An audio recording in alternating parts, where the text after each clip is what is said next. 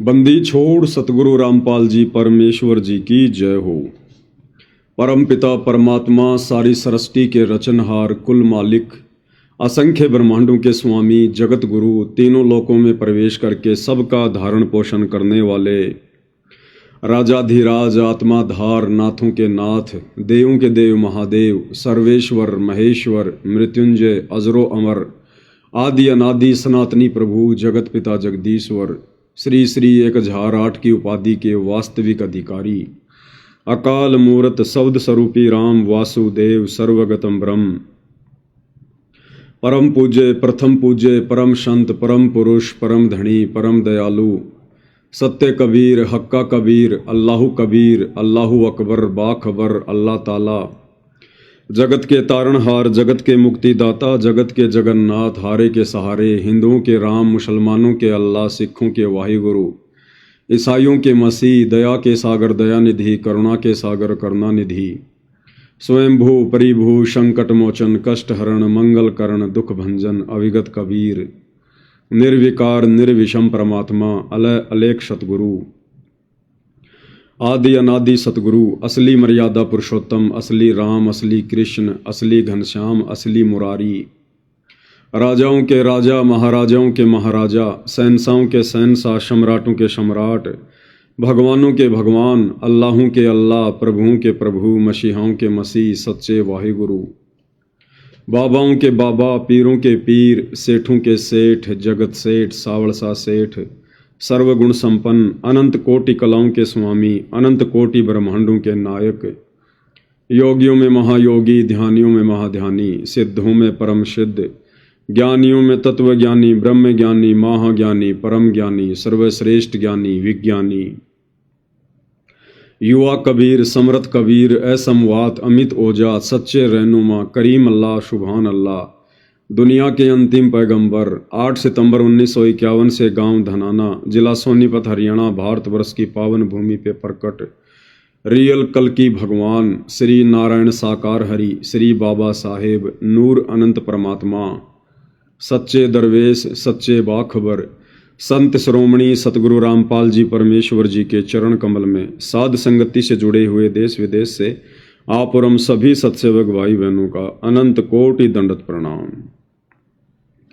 सत्साई भाई और बहनों, बहुत बड़ी मेहर बहुत बड़ी दया पूज्य गुरुदेव भगवान की परमेश्वर रामपाल जी की, जिनके शुभ आशीर्वाद से विशेष आशीर्वाद से आप और हम सभी साध संगति से जुड़ी हुई सत्सेवक आत्माएं अपनी आत्मा के कल्याण हेतु मोक्ष प्राप्ति के लिए हर प्रकार से मर्यादाओं में रहते हुए संघर्ष करते हुए भक्ति मार्ग पर अग्रसर हैं। और ये सब कुछ भाई और बहनों पूज्य गुरुदेव भगवान की असीम वीआईपी रजा के बिना संभव वर्तमान कलयुग में हो ही नहीं सकता। तो हम सभी सत्सेवक भाई बहन निसंशय निसंदेह ये कह सकते हैं कि वर्तमान में इस अखिल सृष्टि में अखिल ब्रह्मांड में अगर पूर्ण ब्रह्म परमेश्वर सारी कायनात के रचयिता कबीर देव सतगुरु रामपाल जी की अगर किन्हीं आत्माओं पर अखंड रजा है असीम रजा है तो वे आत्माएं केवल सत्सेवक भाई बहन है, सत्सेवक भाई बहन। और इस रजा को आप और हमने इसी प्रकार से मर्यादित भक्ति करते हुए गुरु को परमेश्वर मानकर ज्ञान को आधार बनाकर उनकी महिमा करते हुए अंतिम श्वास तक बनाकर रखनी है। क्योंकि भाई और बहनों ये हमारा असली धन है। परमेश्वर रामपाल जी हम भाई बहनों का असली धन है, असली धन। कबीरा सब जग निर्धना धनवंता ना कोई, धनवंता सो ही जानिए जिसके पास राम नाम धन होय। तो नाम ही है परमात्मा, और कुछ नहीं है, शब्द ही है। पांच तत्वों में नहीं है परमेश्वर, पांचों तत्व तो इनके गुलाम हैं, इनके खवाश हैं। ये परमेश्वर नूरी है, शौद स्वरूपी है, अकाल मूर्त है, घट घट में बसने वाला है, कण कण में रमने वाला है।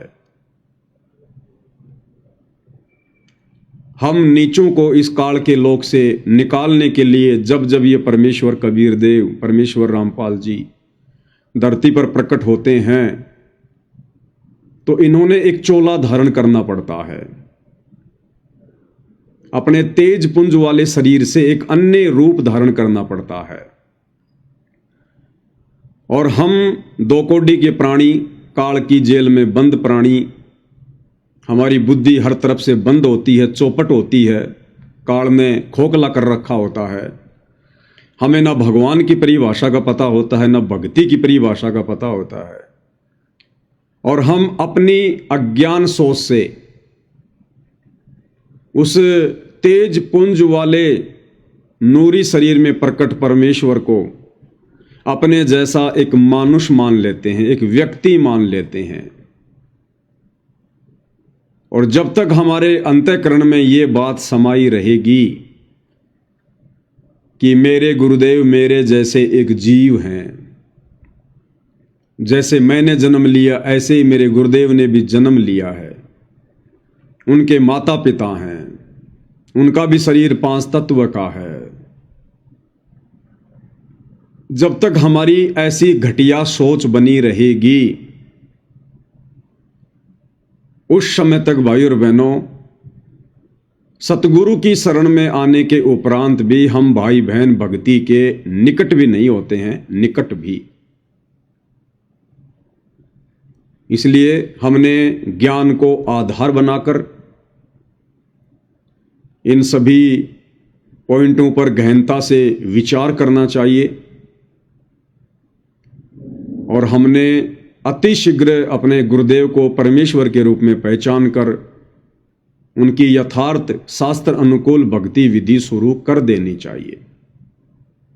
और ये असीम रजा वर्तमान में सत्सेवक भाई बहनों के ऊपर बनी हुई है। तो भाई और बहनों, शॉर्ट वीडियो के ऊपर वीडियो बनाने की श्रृंखला जारी है। गुरुदेव भगवान के आशीर्वाद से, उनकी विशेष रजा से हम भाई बहन निरंतर अध्यात्म को समझते हुए भक्ति मार्ग पर आगे बढ़ रहे हैं। और सत्संग पूज्य गुरुदेव भगवान ने दिन रात एक करके, इतनी मेहनत करके, इतना संघर्ष करके सिर्फ और सिर्फ इसीलिए किए हैं कि सत्संग भक्ति की नींव है, फाउंडेशन है। अगर भगत ने सत्संग अच्छे से नहीं सुने, नहीं समझे, और समझने के बाद यदि सत्संगों पर अमल नहीं किया, अपने जीवन में परमेश्वर की वाणियों को नहीं उतारा, तो भाई और बहनों, फिर हम परमेश्वर की उसी वाणी की श्रेणी में आएंगे जिस वाणी में परमेश्वर कहते हैं कि भक्ति बिना नर और खर एक है, जिन हरि पद ना जाण्या, पूर्ण ब्रह्म की परख नहीं रे, पूज मरे पाषाणा। फिर हमारे में और गधे में कोई अंतर नहीं होगा। इसलिए परमेश्वर ने हमें जो ये अनमोल मनुष्य शरीर दिया है, 84 लाख योनियों से भिन्न, उस नारायण ने अपने जैसा हमें रूप दिया, शरीर दिया, नर रूप, और हमें विशेष बुद्धि प्रदान की है, सोचने समझने की क्षमता, चिंतन मनन करने की क्षमता, तर्क वितर्क करने की क्षमता, निष्कर्ष निकालने की क्षमता। तो हम इस मनुष्य शरीर में भरपूर फायदा उठाएं। अन्यथा परमात्मा स्पष्ट कर चुके हैं, अगर तुमने भक्ति नहीं की और मर्यादाओं में रहकर नहीं की, तो अंत में तुम्हारा भी ये मनुष्य शरीर 84 लाख योनियों में जितने भी जीव जंतु प्राणी हैं उनके जैसा ही होगा, यदि तुमने इस मनुष्य शरीर को प्राप्त करके और परमेश्वर की प्राप्ति नहीं की तो भाई और बहनों, शॉर्ट वीडियो के माध्यम से हम आगे बढ़ते हैं। क्या हुआ?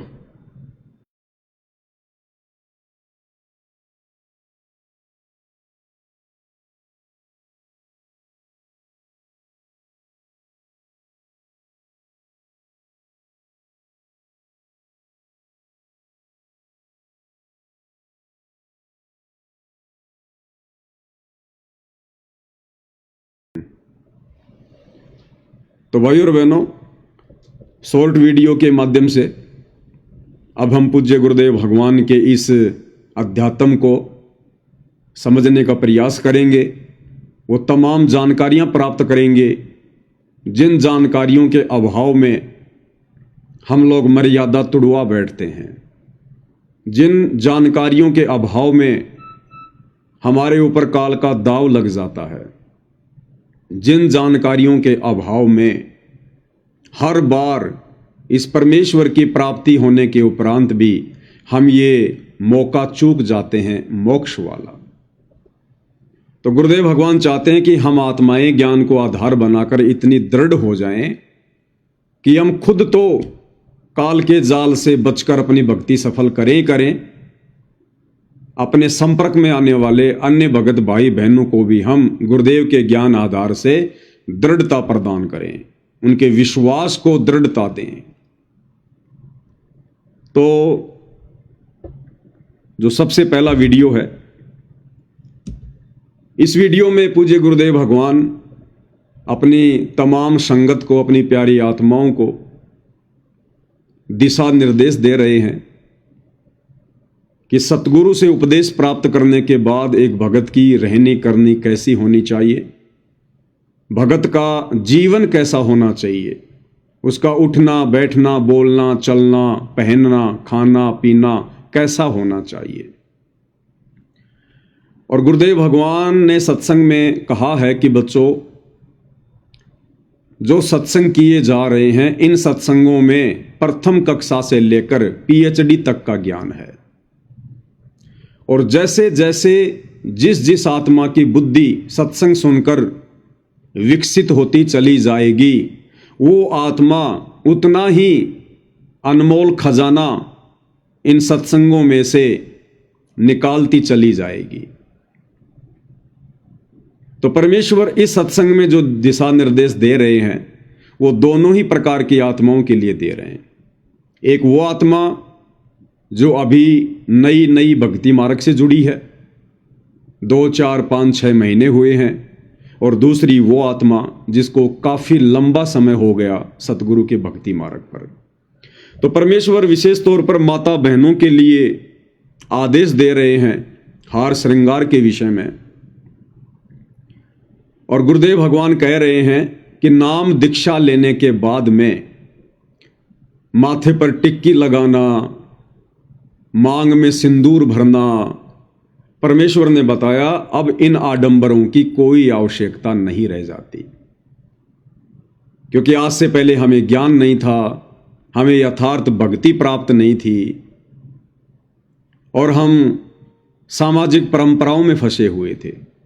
कोई हमें बताने वाला था ही नहीं कि सही क्या है गलत क्या है, ये क्यों करते हैं क्यों नहीं करते हैं, इनका क्या रीजन है।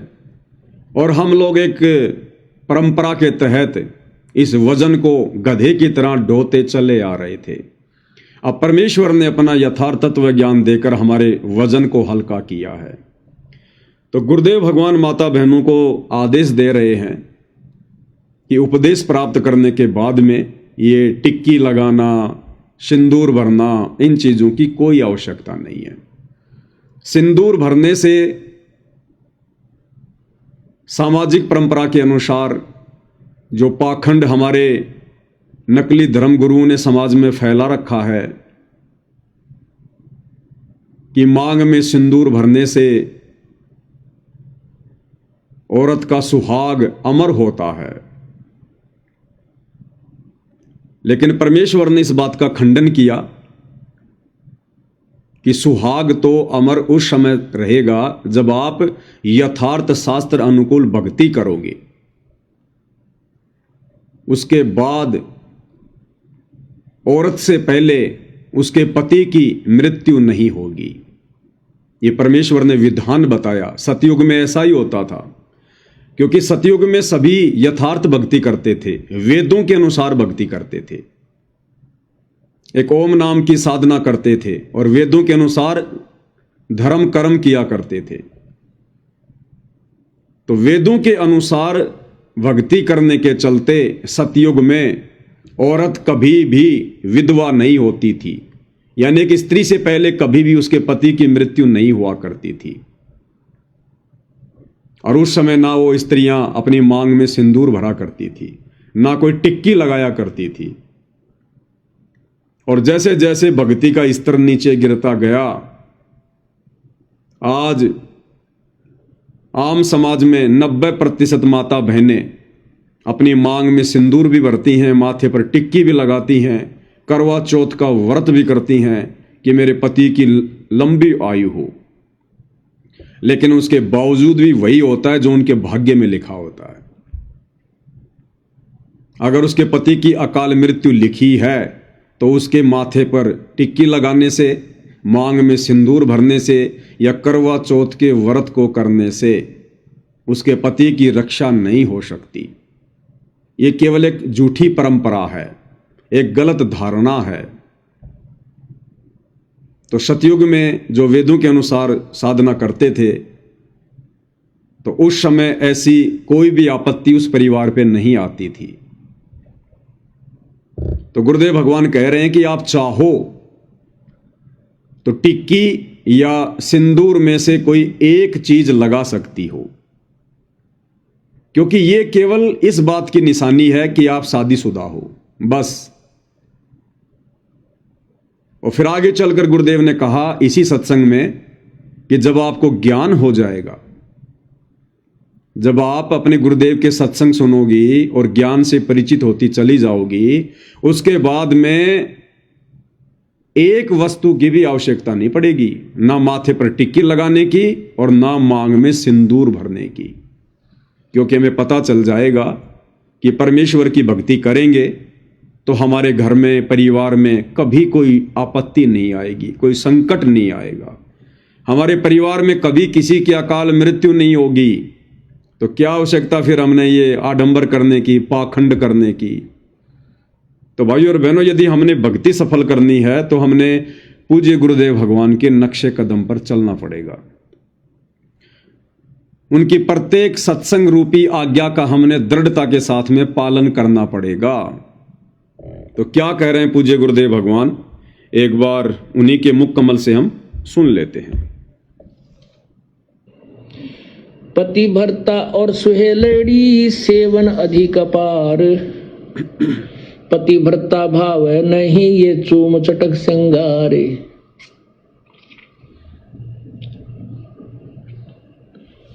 पुण्यात्माओं, इसमें दोनों ही हमें आदेश दे रहा है परमात्मा, दोनों ही निर्देश हैं।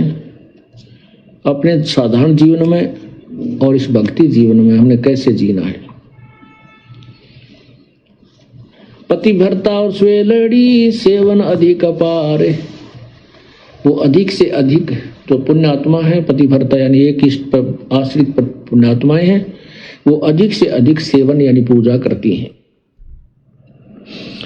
और वो पतिव्रता भावनी चोम चटक श्रृंगार, पतिव्रता को किसी भी प्रकार के बाह्य आडंबर करने की आवश्यकता नहीं। कहते हैं इन श्रृंगारों की परमात्मा को कति आवश्यकता नहीं, वो अंदर से जानता है ये कितना भगत है और उसमें उतना ही प्रेम होता है प्रभु का। ऐसे ही हम अपनी बहन बेटियों से प्रार्थना करते रहते हैं कि हमने न तो ये मेहंदी वगैरह लगानी है, ना ये नाखूनों को लाल करना है, ना होठों को लाल करना है, ये नहीं चाहिए हमने। आप केवल अपने मांग में सिंदूर आदि लगा सकते हैं, जिससे ये एक प्रतीक है ये शादीशुदा है या मैरिड है अनमैरिड, बस इतना। वो भी लगाना चाहें तो लगा सकते हैं, अन्यथा कोई आवश्यकता नहीं है। ये उनके लिए है जो नए नए आते हैं, उनको एकदम हर एक क्रिया से विपरीत होना पड़ता है, इसलिए वो थोड़े से घबरा जाते हैं। जब ज्ञान हो जाएगा फिर आपको ये शरीर मिट्टी नजर आओगा। इस मिट्टी के घड़े को कितना श्रृंगार है, कितना इसके ऊपर चित्र सुंदर लगा दे, इसमें वस्तु जल नहीं है तो ये व्यर्थ है। तो भाई और बहनों, पूज्य गुरुदेव भगवान ने अपने इस सत्संग में समझदार आत्माओं के लिए मोक्ष के लिए अधिकारी आत्माओं के लिए बिल्कुल स्पष्ट दिशा निर्देश दे दिया है। यदि हमने भक्ति सफल करनी है तो चाहे भाई हो, चाहे बहन हो, स्त्री हो या पुरुष हो, हमने कोई भी बाह्य आडंबर नहीं करना है, ना तो भक्ति मार्ग में और ना अपने सामाजिक जीवन में। हमने किसी भी प्रकार का कोई गहना, कोई सोना, कोई चांदी, कोई आर्टिफिशियल गहना, अंगूठी वगैरह, चैन वगैरह, पाजे वगैरह, नाक में, कान में कुछ नहीं पहनना, कुछ भी। यदि हमने गुरुदेव भगवान को प्रसन्न करना है तो। और ना किसी भगत भाई ने कोई सोने की चैन, ना कोई ब्रासलेट, ना कोई अंगूठी, कुछ नहीं पहननी हमने। क्योंकि गुरुदेव भगवान कह रहे हैं कि परमात्मा अंदर से जानता है कि तुम कितने भगत हो, बाहर से दिखावा करने की जरूरत नहीं है। तो हमने तो अपने गुरुदेव को प्रसन्न करना है। दुनिया को हमने अनंत जन्मों तक प्रसन्न किया, लेकिन दुनिया ने हमें कुछ नहीं दिया। अंत में 84 लाख योनियों में जाना पड़ा। इसलिए भाई और बहनों, हमने अब अपने गुरुदेव को प्रसन्न करना है और हमने उन तमाम मर्यादाओं का अनुसरण करना है जो मर्यादाएं गुरुदेव ने अपने सत्संगों में कह रखी हैं। नाम उपदेश के समय गुरुदेव हमें जो नियम बताते हैं, जो मर्यादा देते हैं, वो तो केवल भक्ति पर लगाने के लिए शुरुआती नियम है। अन्यथा इस भक्ति मार्ग पर भाई और बहनों कदम कदम पर नियम है, कदम कदम पर। काल कसाई तक तक मारे, पग पग पे यो बाणा। तो हमने इतना सावधान होकर इस भक्ति मार्ग पर फूक फूक के कदम रखने हैं, तब भाई और बहनों हम सफलता की ओर आगे बढ़ेंगे। हमने अब काल को कोई मौका देना नहीं है किसी प्रकार का। हम बहुत ठगे जा चुके हैं, युगों युगों से काल के द्वारा ठगे जा रहे हैं। अब परमेश्वर ने आकर हमें संभाला है, हमें अपनी शरण दी है, ये अनमोल तत्व ज्ञान दिया है जो ब्रह्मा विष्णु महेश के पास भी नहीं है। इस ज्ञान की खोज में 88,000 ऋषि, 9 नाथ 84 सिद्ध भी भटक रहे हैं। गोरखनाथ जैसे तपस्वियों को भी यह ज्ञान प्राप्त नहीं था। उस अनमोल ज्ञान की रजा आज गुरुदेव ने आप और हमारे ऊपर बख्शी है। तो ये हमारा अनमोल भक्ति धन है, इससे बड़ा कोई धन नहीं है। और कोई मूर्ख व्यक्ति होगा जो ऐसे अनमोल धन को ठोकर मारेगा या हल्के में लेगा। तो अब हमने किसी भी प्रकार का मौका ना ही तो काल को देना है और ना ही हमने गुरुदेव भगवान को नाराज करने का देना है। तो माता बहनों ने विशेषकर परमेश्वर की प्रत्येक मर्यादाओं को फॉलो करते हुए भक्ति मार्ग पर आगे बढ़ना है। इसके बाद भाई और बहनों, अगला जो सत्संग है इसमें पूज्य गुरुदेव भगवान कुछ यथार्थता बता रहे हैं, सच्चाई बता रहे हैं भक्ति मार्ग की। जिस सच्चाई से अपरिचित होने के कारण ज्यादातर संगत वर्तमान में इस भक्ति मार्ग को हल्के में ले रही है, मर्यादाओं को हल्के में ले रही है, अपने पूज्य परमेश्वर को हल्के में ले रही है। वैसे तो परमेश्वर ने अपने अनेकों सत्संगों में क्लियर कर दिया, स्पष्ट कर दिया है, संकेतों में भी और स्पष्ट रूप से भी, कि बच्चों इस दास के यहां से वापस सतलोक जाने के बाद मोक्ष के दरवाजे बंद हो जाएंगे। इसलिए हर प्रकार से जागरूक रहकर अपनी भक्ति को कम से कम समय में सफल करने का प्रयास करो। उसी दिशा में गुरुदेव भगवान हमें समझा रहे हैं कि अब तो हो सकता है कम कदर हो। गुरुदेव भगवान कह रहे हैं कि वर्तमान में तो हो सकता है मेरी इतनी इज्जत ना हो, इतनी मेरी ये कदर ना हो, क्योंकि इस गंदे लोक का ये विधान है, ये रूल है। जबरदस्ती भगवान करते नहीं है और आसानी से इंसान मानता नहीं है। तो गुरुदेव कह रहे हो सकता है वर्तमान में मेरी इतनी कदर ना हो, लेकिन जाने के बाद दुनिया याद किया करेगी। अब जाने के बाद याद करो या ना करो भाई और बहनों, अगर मोक्ष ही नहीं हुआ तो क्या फायदा फिर। तो ये तो गुरुदेव उन लोगों के लिए कह रहे हैं जो लोग इस अनमोल मौके को गुरुदेव भगवान के रहते सहते चूक जाएंगे। बाद में इन्हीं सत्संगों को सुन सुन के वो रोया करेंगे, पछताया करेंगे कि ये बातें हम लोगों को उस समय समझ में क्यों नहीं आई। और वर्तमान में जिन जिन आत्माओं को गुरुदेव ने अपनी शरण दे दी है, उन आत्माओं को गुरुदेव समय रहते संकेत कर रहे हैं कि नादानो, ये ना सोचना कि अगर बार बार मैं सत्संगों में कह रहा हूं कि ये मार्ग हजारों साल चलेगा, हजारों साल चलेगा, तो तुम भी कहीं हल्के में ले लो कि हजारों साल में तो सैकड़ों मनुष्य जन्म हो जाएंगे, इस जन्म में नहीं तो अगले जन्म में पार हो जाएंगे, उसमें नहीं तो अगले जन्म में पार हो जाएंगे, हजारों साल मार्ग चलेगा। तो गुरुदेव इस सत्संग के माध्यम से स्पष्ट कर रहे हैं कि इस वहम में मत रहना। और गुरुदेव करेंगे जाने के बाद दुनिया याद किया करेगी, केवल यादें रह जाएंगी, केवल यादें, जैसे किसी के मरने के बाद केवल उसकी यादें शेष रह जाती हैं। तो आप और हम भगत भाई बहनों ने समय रहते संभलने की जरूरत है, समझने की जरूरत है। तो क्या कह रहे हैं गुरुदेव भगवान, उन्हीं के मुख कमल से सुनते हैं। हो सकता है कम कदर करेंगे, लेकिन जब हम यहां से चले जाओगे, जब यह दुनिया याद करा करेगी, ताकि हमारे तो उजड़े घर बस के और आने वाली पीढ़ी भी याद करा करेंगी कि ये व्यवस्था हमारे घर में होए होए। तो ये इतना बहुत ही लाभदायक और उत्तम मिशन है। अगर ये ठीक ढंग से चल गया, बंदी छोड़ की कृपा रही और आप लोगों का सहयोग रहा, तो आप देखना। और क्या करें गुरुदेव भगवान कि ये इतना अच्छा मिशन है, इतना उत्तम मिशन है, अगर ये सफल हो गया, अगर ये चल गया, और यदि आप लोगों का सहयोग रहा,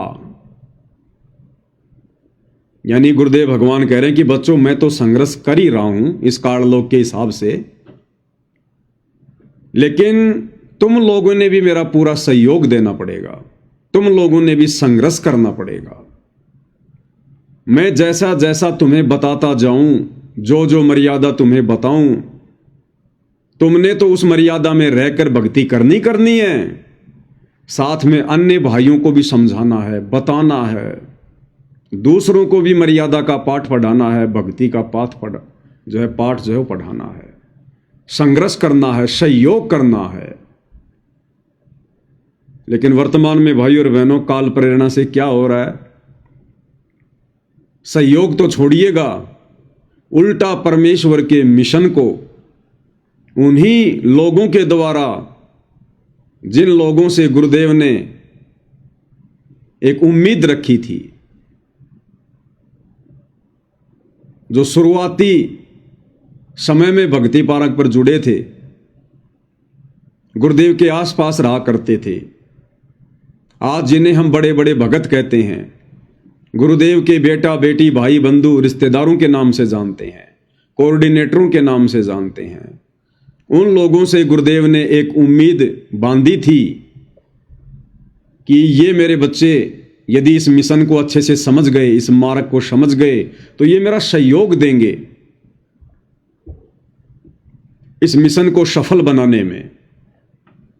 लेकिन आज हम क्या देख रहे हैं भाई और बहनों, काल प्रेरणा से सबसे ज्यादा रोड़ा परमेश्वर के मिशन में, उनके मार्ग में आज वही भगत भाई बहन उत्पन्न कर रहे हैं जिनसे गुरुदेव ने कभी एक उम्मीद बांधी थी। गुरुदेव के बेटा बेटी भाई बंधु रिश्तेदार, ये कोऑर्डिनेटर, पुराने पुराने भगत, आज इन लोगों ने 2014 बरवाला कांड के बाद ये साबित कर दिया कि गुरुदेव ना तो हम आपको समझ पाए, ना हम आपके ज्ञान को समझ पाए, फिर भला हम आपके मिशन को कहां समझ सकते थे। और इस मिशन को नरक में ले जाने की तैयारी दिन रात कर रहे हैं। गुरुदेव के द्वारा बताई गई ऐसी कोई भी मर्यादा या नियम नहीं है जिसको इन लोगों ने 2014 बरवाला कांड के बाद संगत से नहीं तुड़वाया हो। गुरुदेव ने सतनाम के नियमों में स्पष्ट रूप से मना कर रखा कि बच्चों, हमने कोई भी गेम नहीं खेलना है। अब नहीं खेलना है तो नहीं खेलना है, और ना अपने बच्चों को खेलने देना है। स्कूल में, कॉलेज में बच्चों को खेल कूद प्रतियोगिता में हिस्सा नहीं दिलवाना है। क्यों मना करते हैं गुरुदेव? क्योंकि इससे हमारी श्वासें अधिक से अधिक बर्बाद होती हैं। कोई भी गेम है, स्पोर्ट्स है, उसमें मेहनत करनी पड़ती है। या तो दौड़ करनी पड़ेगी, या बहुत ज्यादा उठना बैठना दौड़ना पड़ेगा। जैसे वॉलीबॉल है, फुटबॉल है, रनिंग करना है, क्रिकेट खेलना है, कोई भी गेम है, वो बिना शारीरिक मेहनत के नहीं होता। और ये जो मनुष्य शरीर है, गुरुदेव ने बताया कि बच्चों, ये श्वासों से चलता है। श्वास हमारी बैटरी है, और बैटरी की एक लिमिट होती है, एक क्षमता होती है। हमारे को काउंट करके परमेश्वर ने श्वासें दी हैं, और ये श्वासें केवल भक्ति करने के लिए, सतनाम का सुमरण करने के लिए। और यदि हम व्यर्थ की मेहनत करेंगे खेल कूद के माध्यम से, स्पोर्ट्स के माध्यम से, बॉडी बनाने के चक्कर में, शरीर बनाने के चक्कर में, गेम्स वगैरह खेलकर अपने और अपने बाप दादाओं का नाम रोशन करने के चक्कर में,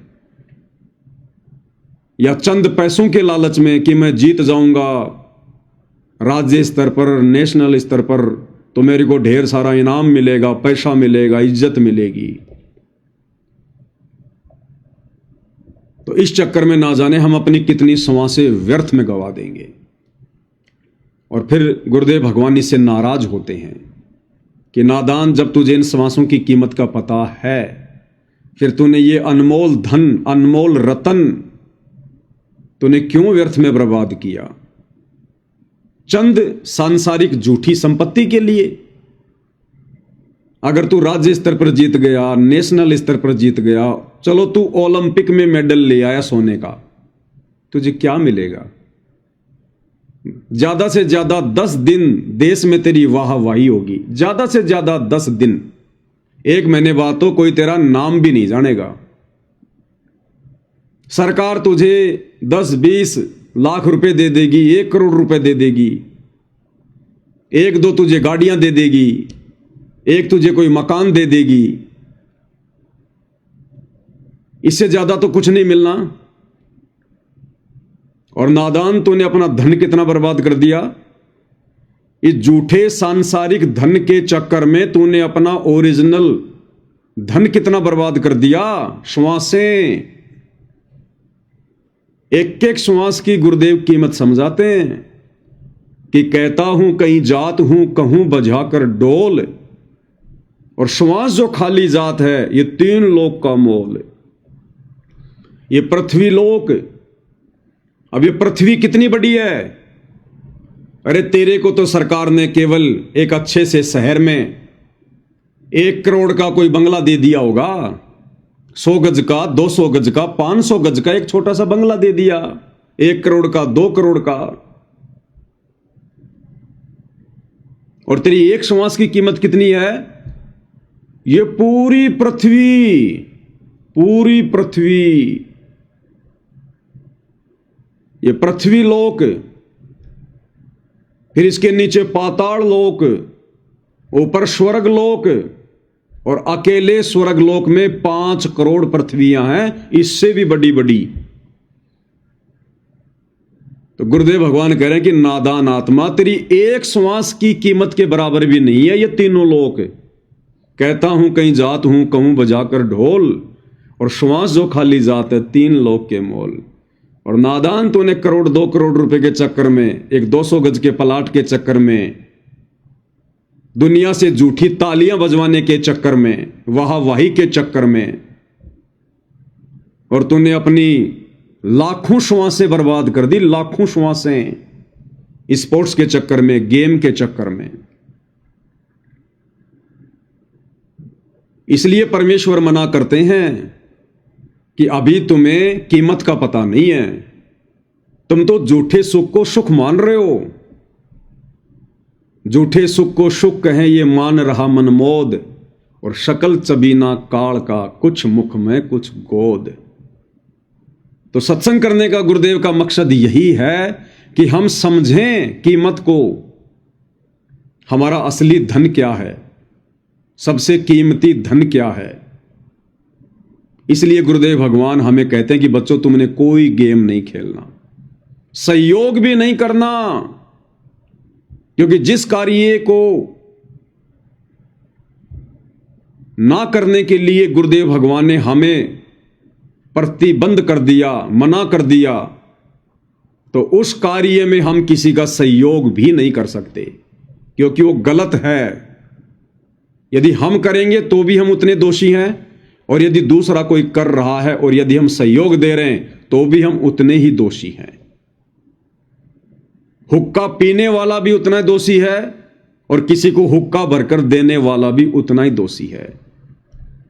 बालों में डाई लगाना, कलर करना उतना ही दोष है। यदि हम किसी के बालों में डाई लगा रहे हैं, कलर कर रहे हैं, तो भी हम दोषी हैं परमात्मा के। बहुत सारे भाई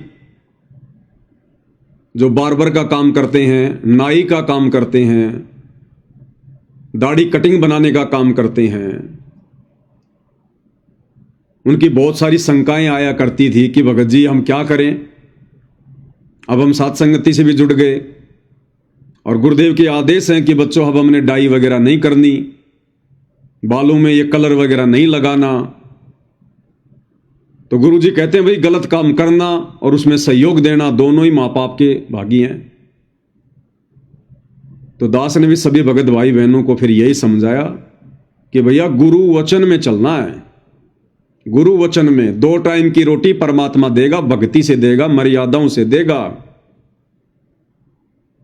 जब गुरुदेव का आदेश आ गया कि ना गलत काम करना और ना गलत काम में सहयोग देना, ना हमने बालों में डाई लगानी, ना हमने सफेद बालों को काला करना, और ना हमने किसी और के बालों को काला करना। यदि हम कर रहे हैं तो अभी हम पूर्ण मर्यादा में नहीं हैं, हम परमेश्वर की उस रजा के पात्र नहीं हैं। हमने प्रत्येक बातों पर विचार करना पड़ेगा। प्रत्येक बातों पर धंधा भी भगत ने बहुत सोच समझ के करना होता है, बहुत सोच समझ के। गुरुदेव ने कह दिया बच्चों आपने जींस नहीं पहननी। कौन सी जींस? जो टाइट जींस है। अगर ढीला ढाला जींस है उसको गुरुदेव ने मना नहीं किया। जो टाइट जींस होती है गुरुदेव ने बताया कि ये भक्तों ने, ना बहन ने, ना भाई ने नहीं पहननी। एक तो देखने में वो बेकार लगे, उनके अंग वगैरह बिल्कुल चिपके चिपके लगे। दूसरा, उनको बैठने में दिक्कत होती है, 5 मिनट में उनकी नसें जाम हो जाती हैं। सत्संग क्या खाक सुनेंगे वो, सेवा क्या खाक करेंगे वो। इसलिए गुरुदेव ने बताया कि भक्तों ने ढीले ढाले कपड़े पहनने चाहिए, जींस नहीं पहननी चाहिए। तो भक्तों ने जींस का व्यापार भी नहीं करना चाहिए, जींस का धंधा भी नहीं करना चाहिए। भक्तों ने जिस कार्य के लिए गुरुदेव ने हमें मना कर दिया कि आपने ये नहीं करना, तो हमने उस कार्य को फिर बढ़ावा भी नहीं देना।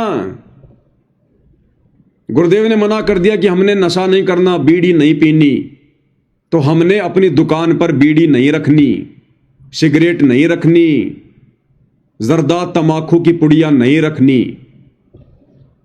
हमने सहयोग भी नहीं देना उस नियम में। तो जितने भी सत्सेवक भाई बहन हैं जो दृढ़ हैं, कुछ तो दास की नजरों में हैं, तो वो आत्माएं भाई और बहनों काफी लंबे समय से अपनी दुकान पर किसी के बालों में डाई नहीं करती हैं। स्पष्ट मना कर दिया उन्होंने कि हम केवल सिंपल दाढ़ी और ये कटिंग करेंगे, सिर्फ दाढ़ी कटिंग। इसके अलावा हम कुछ नहीं करेंगे। ना कोई कलर लगाएंगे, ना कोई डाई लगाएंगे, ना किसी दूल्हे का कोई मेकअप करेंगे। हम सिर्फ सिंपल दाढ़ी और कटिंग करेंगे। तो उन्होंने बताया कि भगत जी शुरुआत में तो थोड़ी सी दिक्कत आई हमें, लेकिन उसके बाद परमात्मा ने फिर दया बख्श दी और उससे भी बढ़ चढ़कर हमारे पास में कस्टमर आते हैं, उससे भी बढ़ चढ़कर। तो ये थोड़ा सा हमने भाई और बहनों हिम्मत करनी पड़ेगी, थोड़ा धैर्य धारण करना पड़ेगा, गुरुदेव भगवान पर विश्वास रखना पड़ेगा। जब सारी सृष्टि को गुरुदेव भगवान खिला रहा है तो भक्ति करने वाली आत्माओं के लिए परमात्मा क्या कमी रखेगा। लेकिन परमेश्वर हमारी परीक्षा भी लेगा, हमारे धैर्य की, हमारे विश्वास की। तो भाई और बहनों, गुरुदेव ने मना कर दिया कि हमने गेम नहीं खेलना, स्पोर्ट्स में कोई सहयोग नहीं देना। परमेश्वर ने हमारे से एक उम्मीद लगाई कि मेरे बच्चे मेरा सहयोग करेंगे, लेकिन वही बच्चे गुरुदेव के जेल जाने के बाद सतनाम के नियमों में लिखी हुई इन मर्यादाओं को तार तार करते हुए, अपने पैरों तले रौंदते हुए और धनाना आश्रम के पास में धनाना गांव में लगभग 50 लाख रुपए से ऊपर की लागत से और एक बैडमिंटन का स्टेडियम बनवा दिया। गुरुदेव के परिवार ने बैडमिंटन खेलने का स्टेडियम बनवा दिया। तो ये गुरुदेव भगवान की मर्यादाओं को तार तार किया गया है। हरियाणा के जाट आरक्षण में भगत भाई बहनों को बैठा दिया गया। बोले नादान भक्तों की मर्यादाएं तोड़वा दी गई, उनकी अनमोल श्वासें बर्बाद करवाई गई। कैसे? तो उन्होंने उस भीड़ में बैठकर रमेणी की होगी, आरती की होगी, मंत्र किए होंगे। कोई हुक्का पी रहा है, कोई बीड़ी पी रहा है, कोई गंदी संदी गालियां निकाल के बातें कर रहा है। हरियाणा में तो गाड़ियां हेल्पिंग वर्ब हैं, बिना गाड़ी के तो सेंटेंस ही पूरा नहीं होता। तो भगत भाई बहनों को वहां बैठाया गया अनुपदेशियों के बीच में, गुरुदेव की मर्यादाओं को तार तार किया गया। गुरुदेव ने मना कर दिया, बच्चों हमने आन उपासना में कोई सहयोग नहीं देना। आन उपासना यदि हमने करनी नहीं है तो हमने सहयोग भी नहीं देना। सहयोग देने वाला भी पाप का भागी है। तो जिस समय अयोध्या में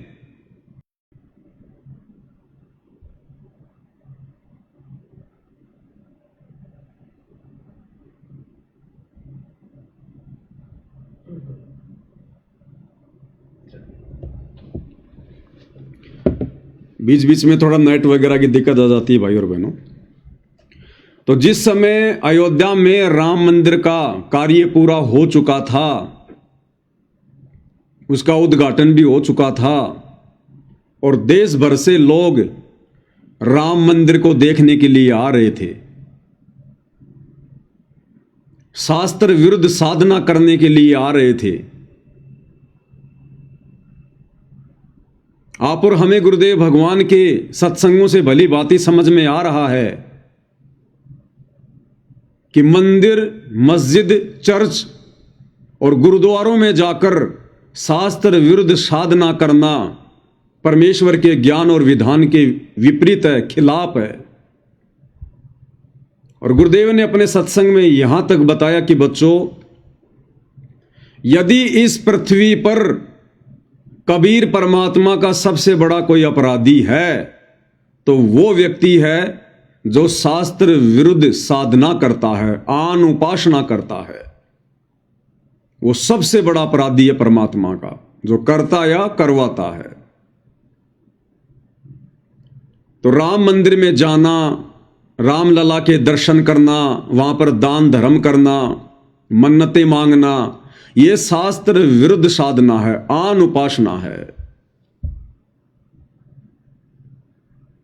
और वहां आने वाले आन उपासकों के लिए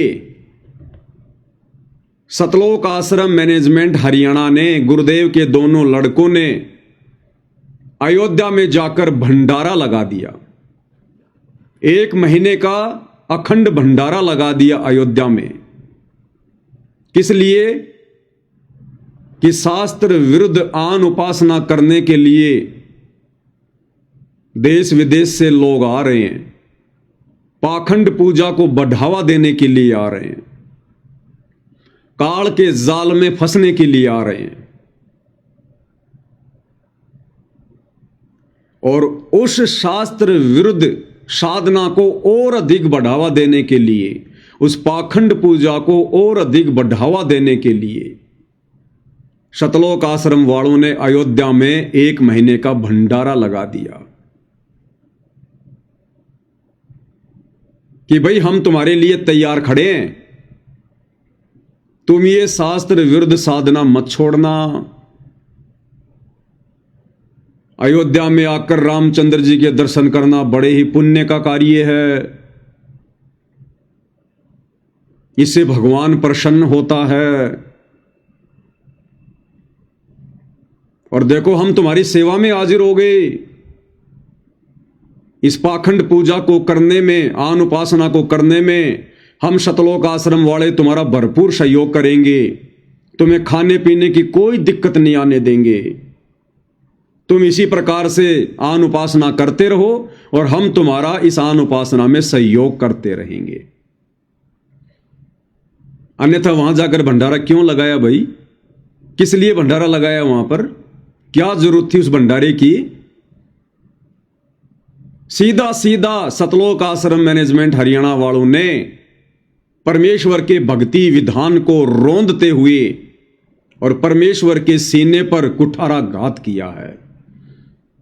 जिस आन उपासना को, शास्त्र विरुद्ध साधना को गुरुदेव जड़ से समाप्त करने का बीड़ा उठा चुके हैं, सतलोक आश्रम मैनेजमेंट हरियाणा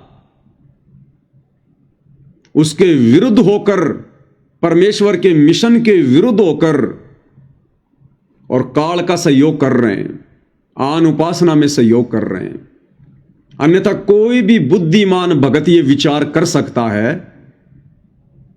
कि अयोध्या में जाकर आन उपासकों के लिए भंडारा लगाने का क्या औचित्य था, क्या मतलब था। पागल से पागल भगत भी ऐसा कुकृत्य नहीं करेगा जिससे आन उपासना को बढ़ावा मिले, पाखंड पूजा को बढ़ावा मिले। तो गुरुदेव भगवान ने इन लोगों से एक उम्मीद बांधी थी कि ये मेरे मिशन में मेरा सहयोग करेंगे, और इन लोगों ने परमेश्वर के मिशन की धज्जियां उड़ा रखी हैं, धज्जियां। क्योंकि संगत में काल एक्टिव है, ये कलयुग की पिछली पीढ़ी है। उसी ने कहा था कि आप कलयुग में जितने मर्जी जीव ले जाना, तो आसानी से लेकर जाने देगा क्या? थोड़ी बहुत आत्माएं परमेश्वर की शरण में आई थी और 2014 के बाद उन आत्माओं को भक्ति से खाली करवाया जा रहा है, उनकी मर्यादाएं तुड़वाई जा रही है। उसके बाद राजस्थान के गैंगस्टर आनंदपाल सिंह की सीबीआई जांच का समर्थन करवा दिया गया। भक्तों से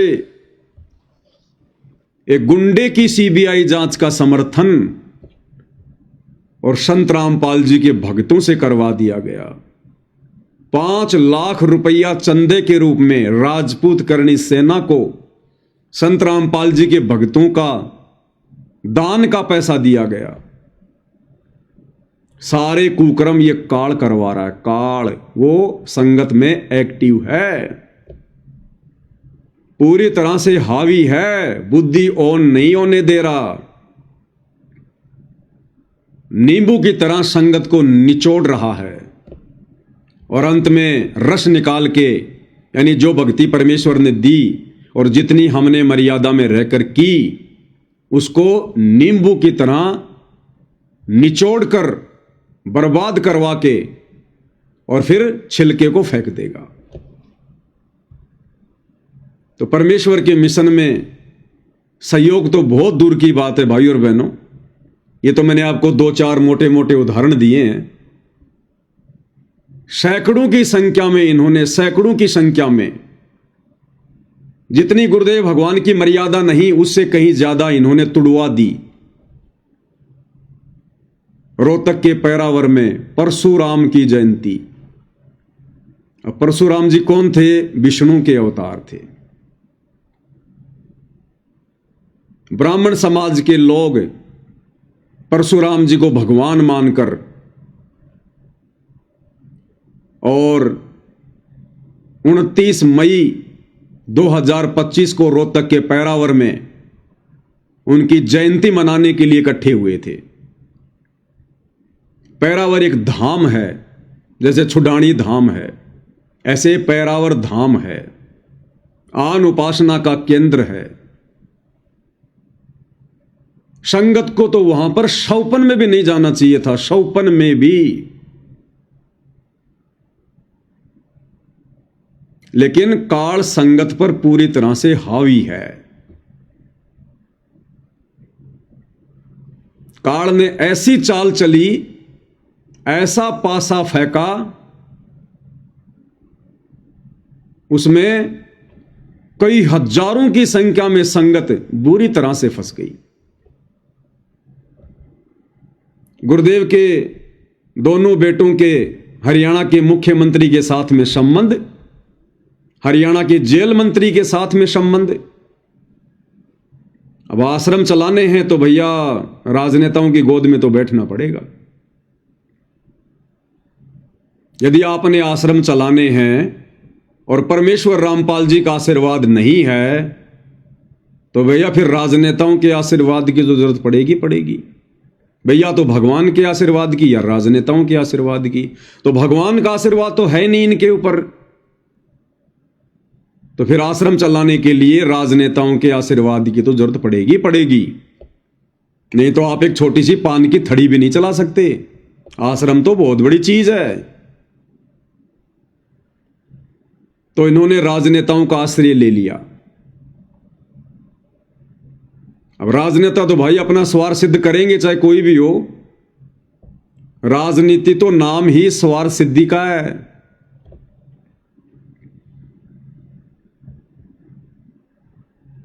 तो राजनेताओं ने कहा कि भैया भीड़ इकट्ठा करो, बाबा के भक्तों, और तो तुम हमें क्या दे सकते हो? तुम्हारे पास में क्या है? भाई राजनेताओं के पास और तो सब कुछ है, गाड़ी घोड़ा धन दौलत सब कुछ है, लेकिन राजनेताओं के पास में भीड़ नहीं होती। और भीड़ के बिना राजनेताओं को भाषण देने में आनंद नहीं आता। तो राजनेताओं ने कहा कि बाबा के लड़कों, बाबा के बच्चों, भीड़ इकट्ठा करो, भीड़। रोहतक के पैरावर में हमारी रैली है, हरियाणा के मुख्यमंत्री जी आ रहे हैं, जबरदस्त भीड़ होनी चाहिए। अब राजनेताओं का हुक्म शतलोक आश्रम वालों के लिए सराखों पर। अगर धार्मिक धंधा करना है तो, आश्रम चलाने हैं तो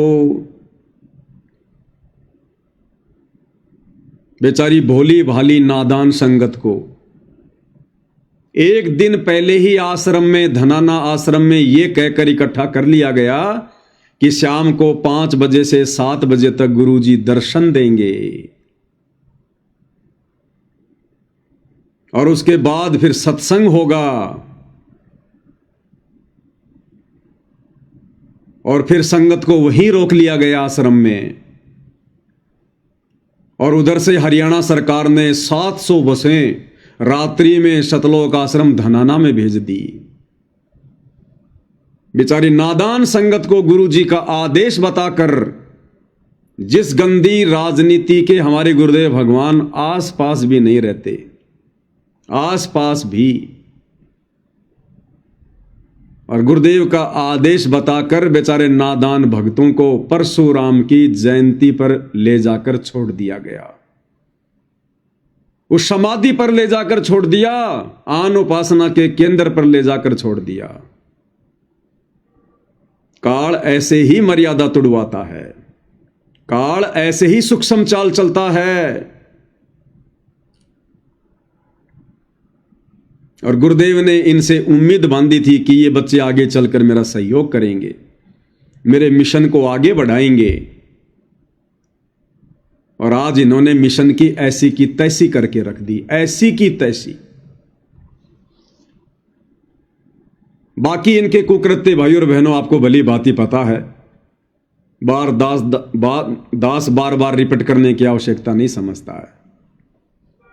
अब बहुत सारे भाई बहन कमेंट्स करते हैं नादानी में, अज्ञानता में, कि इस पवन दास के पास तो निंदा चुगली के अलावा दूसरी कोई बात नहीं है। जब देखो तब निंदा, आश्रम वालों ने ये कर दिया, आश्रम वालों ने वो कर दिया। परमात्मा कहते हैं साचा शब्द कबीर का और प्रकट किया जगमाही, और जैसे को तैसा कहे सो तो निंदा नाही। ऐसे कमेंट्स करने वाले, ऐसी बातें मुझ पवन दास को बोलने वाले अभी अध्यात्म से कोसों दूर हैं। उन्हें भक्ति और भगवान की ABCD का भी पता नहीं है। अरे तुम इन राजनेताओं को क्यों नहीं कहते ये बात कि भाई राजनेताओं, तुम्हारे पास में दिन रात राजनीति की चर्चा करने के अलावा कुछ और है क्या?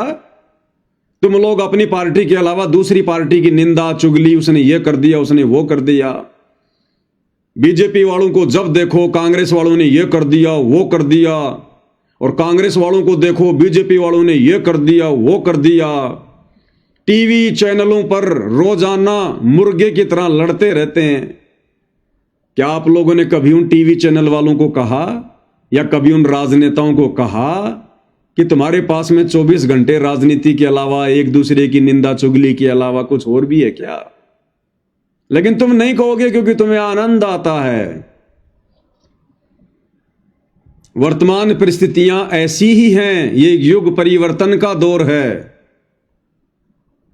और इस युग परिवर्तन के समय में जो व्यक्ति पूर्ण ब्रह्म परमेश्वर कल की भगवान के विधान के विरुद्ध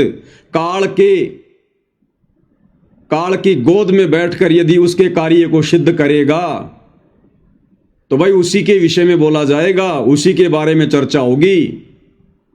ये युग परिवर्तन का समय है। हम त्रेता युग से जब द्वापर युग में आ रहे थे तो वो युग परिवर्तन था, और उस समय राम रावण युद्ध हुआ, क्योंकि हम द्वापर में आ रहे थे, युग परिवर्तन था। और उस समय पूरी पृथ्वी पर केवल एक ही चर्चा थी, राम रावण युद्ध की। जिसके मुख से सुनो राम रावण युद्ध की चर्चा, दूसरी कोई चर्चा नहीं, क्योंकि वो युग परिवर्तन था। धर्म और अधर्म की ही चर्चा थी। और जब हम द्वापर से कलयुग में प्रवेश करने के लिए चले तो भाई महाभारत का युद्ध हुआ, क्योंकि युग परिवर्तन का समय था। हम द्वापर से कलयुग में आ रहे थे, युग परिवर्तन होना था, तो महाभारत हुआ। और जिस समय महाभारत होने की तैयारी में था, उस समय पूरी पृथ्वी पर केवल एक ही चर्चा थी, कौरवों की और पांडवों की। कौन धर्म के पक्ष में है, कौन अधर्म के पक्ष में है, दूसरी कोई बात नहीं। सब अपनी आपसी लड़ाई झगड़े भूल गए। पूरा विश्व दो खेमों में बट गया, एक खेमा कौरवों के पक्ष में, एक खेमा पांडवों के पक्ष में। और वर्तमान ये जो समय चल रहा है, कलयुग की बिचली पीढ़ी, 2028 युग परिवर्तन का समय है। हम 1000 साल के लिए कलयुग से मिनी सतयुग में जा रहे हैं, और ज्यादा से ज्यादा हमारे पास में 3 वर्ष बचे हैं। 3 वर्ष उस राम रावण युद्ध से और महाभारत वाले युद्ध से भी ज्यादा विनाश होना है। ज्यादा विनाश, उससे भी कहीं ज्यादा तांडव मचने वाला है। तो भैया फिर चर्चा क्या होगी? इस युग परिवर्तन में जो 2 मुख्य संस्थाएं भूमिका में हैं, वो हैं सतलोक आश्रम मैनेजमेंट हरियाणा और साध संगति से जुड़े हुए सत्सेवक भाई बहन, जिससे दुनिया अभी बेखबर है। इन राजनेताओं की कोई भूमिका नहीं है युग परिवर्तन में। इन नकली धर्म गुरुओं की युग परिवर्तन में कोई भूमिका नहीं है। इन बड़े बड़े धनपतियों की, मुकेश अंबानी जैसों की, टाटा बिरला जैसों की कोई भूमिका नहीं है। ये तुम्हारे बॉलीवुड वाले, जॉलीवुड वाले, ये क्रिकेटर, इनकी कोई भूमिका नहीं है। ये तो सब काल के पक्ष में है, काल की गोद में बैठे हैं। इस युग परिवर्तन के समय में यदि सबसे बड़ी कोई भूमिका निभा रहे हैं तो केवल दो ही पार्टी हैं, सतलोक आश्रम मैनेजमेंट हरियाणा और सतसेवक भाई बहन। सतलोक आश्रम मैनेजमेंट हरियाणा काल की तरफ से अपनी भूमिका अदा कर रहा है और सतसेवक भाई बहन सतगुरु की तरफ से भूमिका अदा कर रहे हैं। 2028 के बाद दुनिया जानेगी, पहचानेगी। तो इस समय भाई और बहनों धर्म और अधर्म की बात होगी। इस समय हम केवल उसी मुद्दे पर चर्चा करेंगे जिस मुद्दे को यदि हमने समझ लिया, सावधानी बरत ली, समय रहते सतगुरु की शरण ग्रहण कर ली, तो इस आगामी युग परिवर्तन में हम बचेंगे, हमारा परिवार बचेगा, हमारी संपत्ति बचेगी। अन्यथा चाहे देश का राजा हो, चाहे महाराजा हो, चाहे धनपति हो, चाहे रोडपति हो, आने वाले युग परिवर्तन के समय में दुर्गति होगी, दुर्गति। इसलिए चर्चा तो भाई यही होगी जो वर्तमान में हो रही है। हम सतगुरु के एजेंट, काल के एजेंटों के भक्ति विरुद्ध कर्मों पर ही चर्चा करेंगे। हमारा किसी से कोई राग द्वेष नहीं है, कोई झगड़ा नहीं है, कोई मनमुटाव नहीं है। लेकिन इस परमेश्वर के मार्ग में जो जैसी भूमिका निभाएगा, अगर कोई अच्छी भूमिका निभाएगा तो उसकी सराहना की जाएगी, और यदि कोई गलत भूमिका में है तो भाई उसका पर्दाफाश किया जाएगा। हमारी सबसे बड़ी जिम्मेदारी वर्तमान में यही है। अरे जब ये दुनिया भर के राजनेता सारे दिन राजनीति में थूक बिलोते रहते हैं, बेमतलब की बातें, व्यर्थ का झगड़ा, जब ये राजनेता 24 घंटे में एक बार भी कोई परमात्मा की चर्चा नहीं करते, कोई भक्ति भाव की चर्चा नहीं करते, तो हम भक्ति मार्ग से जुड़े हुए व्यक्ति हम क्यों राजनीति की चर्चा करें? हमारा राजनेताओं से क्या लेना देना? जिन राजनेताओं के मुख से, सबसे बड़े राजनेता वर्तमान में हमारे देश के प्रधानमंत्री नरेंद्र मोदी, लगभग 10 वर्ष हो चुके हैं, 11वां वर्ष चल रहा उनको प्रधानमंत्री बने। 11 वर्षों में उन्होंने कभी भी परमेश्वर रामपाल जी का नाम अपनी जुबान से नहीं लिया। और यदि परमेश्वर रामपाल जी का परिवार, उनके बेटा बेटी, भाई बंधु, यदि उनकी गोद में जाकर बैठेंगे, उनकी रैलियों में जाकर उनका समर्थन करेंगे, बैठेंगे और संगत की मर्यादा तुड़वाएंगे, तो भाई यहां हमें बोलने का अधिकार है। हम यहां बोलेंगे, हमारी यही ड्यूटी है। यदि कोई इस परमेश्वर की मर्यादा तोड़ेगा या तुड़वाएगा, खुद चाहे लाख बार तोड़े, हमें कोई मतलब नहीं है।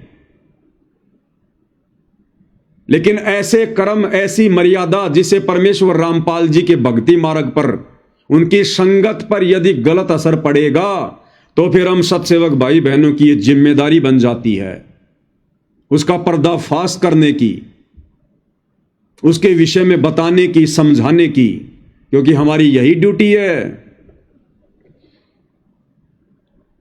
अरे मोबाइल कंपनी ने कॉल सेंटर खोल रखे होते हैं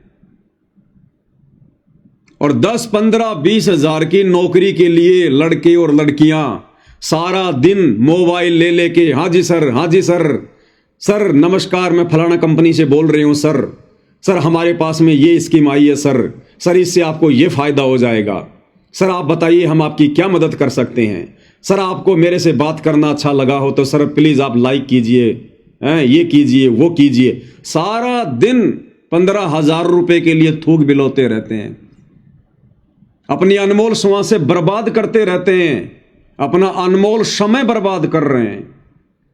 अरे जब वो सारा दिन 15,000 रुपए के चक्कर में अपना जीवन बर्बाद करने में लगे हुए हैं, दूसरी उनके पास में कोई बात नहीं है, सीधे मुंह बेचारे उन कॉल सेंटर वालों से कोई बात नहीं करता है, कई तो गुस्से गुस्से में गालियां भी निकाल देते हैं, बेचारे गालियां भी सहन कर रहे हैं। तो भाई फिर वर्तमान युग परिवर्तन के समय में परमेश्वर कल की भगवान ने, सतगुरु रामपाल जी ने हमें जो ड्यूटी दी है, भाई फिर हम अपनी ड्यूटी क्यों ना निभाएं? फिर चाहे कोई हमें गालियां निकाले, चाहे कोई उल्टे कमेंट करे, चाहे कोई सीधे मुंह बात ना करे, लेकिन हमने तो अपनी ड्यूटी निभानी पड़ेगी। जैसे 15,000 रुपए की नौकरी के लिए वो लड़की सारा दिन कॉल सेंटर पर अपनी ड्यूटी निभाती है। तो ये बातें जो इस प्रकार के लोग कमेंट्स करते हैं, उनकी अभी बुद्धि से बाहर की बात है। अभी आप लोग बालक हो, बच्चे हो, उम्र से कोई समझदार नहीं होता। ज्ञान से आदमी बूढ़ा होता है, बड़ा होता है, समझदार होता है, उम्र से नहीं होता। तो ये बातें अभी आप लोगों की बुद्धि से बाहर की हैं, आप नहीं समझ पाओगे। यह आपको आने वाले 2-3 वर्षों के बाद में समझ में आएगी। तो कहने का मतलब भाई और बहनों, गुरुदेव भगवान जो कह रहे हैं कि यदि ये मिशन परमात्मा का सही प्रकार से चल गया और अगर आप आत्माओं का सहयोग रहा, यानी हमारे पिताजी ने हमारे से सहयोग की उम्मीद की थी कि मेरे ज्ञान को समझने के बाद, भक्ति मार्ग को समझने के बाद, जब मेरे बच्चे भक्ति मार्ग पर युवा होंगे ज्ञान से, उस समय ये मेरा सहयोग देंगे। और आज सहयोग की बजाय हम क्या कर रहे हैं भाई और बहनों? 2014 के बाद जो जो भक्ति विरुद्ध कर्म शतलोक आश्रमों से जुड़े हुए भाई बहनों ने किए हैं, ये किसी से छुपे हुए नहीं है। तो ये सहयोग में नहीं आता, ये परमेश्वर के विरोध में आता है, विरोध में। तो क्या कह रहे हैं गुरुदेव भगवान? हमने बहुत गहनता से भाई और बहनों विचार करना पड़ेगा परमेश्वर के एक एक वचन के ऊपर, तब हम सफल होंगे इस भक्ति मार्ग पर। अब तो हो सकता है कम कदर करेंगे, लेकिन जब हम यहाँ से चले जाओगे, जब यह दुनिया याद करा करेगी, हमारे तो उजड़े घर बस के, और आने वाली पीढ़ी भी याद करा करेंगी कि ये व्यवस्था हमारे घर में होए होए होए। तो ये इतना बहुत ही लाभदायक और उत्तम मिशन है। अगर ये ठीक ढंग से चल गया, बंदी छोड़ की कृपा रही और आप लोगों का सहयोग रहा, तो आप देखना। और एक व्यवस्था और करेंगे अभी थोड़े से दिनों के बाद के बच्चों की शादी भी सबको प्रार्थना भी करके कम से कम अपने सत्संगियों से तो हम कर ही सकते हैं कि कोई भी ऐसी व्यवस्था नहीं करनी है जो कि ज्यादा दहेज की हो। कोशिश यहां तक करेंगे कि अपने लड़के और लड़की का विवाह एक ही स्थान पर बंदी छोड़ की वाणी का पाठ करवा के और माला घाल के बच्चों का संयोग मिला दिया जाए। आधे से ज्यादा दुख दूर हो जाएगा हमारा। 90% दुख हमारा हमने ये मान रखा कि आज लाखों रुपया में भी लड़की पढ़ाई नहीं कर पाते, और हो जा तो फिर उसकी नो चिंता रहे, कदे मार ना दे, कदे नो ना हो जा। हम चाहते हैं धन ज्यादा क्यों देते हैं अपनी लड़की को? मजबूरी होगी, इस समाज में ऐसी कुरीति उत्पन्न होगी। किस प्रकार कि जैसे अपनी लड़की ब्याह से, तो लड़की पहले भी ब्याह रखी उनके घर में, तो जेठानी और दरानी भी हो सकती है। तो हमने नो चिंता रह सकते, हम थोड़ा देवा अपनी बेटी ने, और आगे इसका मन ना टूट जाए, इसका ताने ना मारे। तो सोचांगे कम से कम वो जो बहू ले जा रही से दूसरी, उतनी जरूर अपनी बेटी ने देवा। एक मनमाना अच्छे बड़े साहूकार ने ब्याह रखी उस घर में, तो उतना गरीब क्यों कर दे सके? इतना दे नहीं सकता। फिर उसकी बेटी, उसकी लड़की हमेशा ताने सुनती रहती है, कभी सास के मुंह ते, कभी पड़ोसन के मुंह ते, कभी उसके मुंह ते। तो इस प्रकार हम इस बुराई को दूर करने की भी कोशिश करेंगे। सतगुरु की कृपा रही, आप लोगों का सहयोग रहा। इसमें कुछ बहुत ही आसान काम हो जाएगा, आधी मेहनत में काम चलेगा। वो पैसा आप जोड़ते हो, उसको धर्म पर लाइयो, 10%, बाकी अपना आराम से कमाइयो और भक्ति करते रहियो। 90% चिंता आपकी। कबीर कुल करनी के कारण ये हंसा गया बिगो, तब कुल का को लाज है जब 4 पांव का हो। तो परमेश्वर गुरुदेव भगवान बार बार हमसे सहयोग की उम्मीद जता रहे हैं। यदि आप आत्माओं का सहयोग रहा तो, आप आत्माओं का सहयोग रहा तो। रमेणी के विषय में गुरुदेव भगवान चर्चा कर रहे हैं कि हम अपने सत्संगियों से तो प्रार्थना कर ही सकते हैं कि कोई भी ऐसी व्यवस्था नहीं होनी चाहिए जो ज्यादा दहेज की हो, फालतू के दिखावे की हो, आडंबर और पाखंड की हो।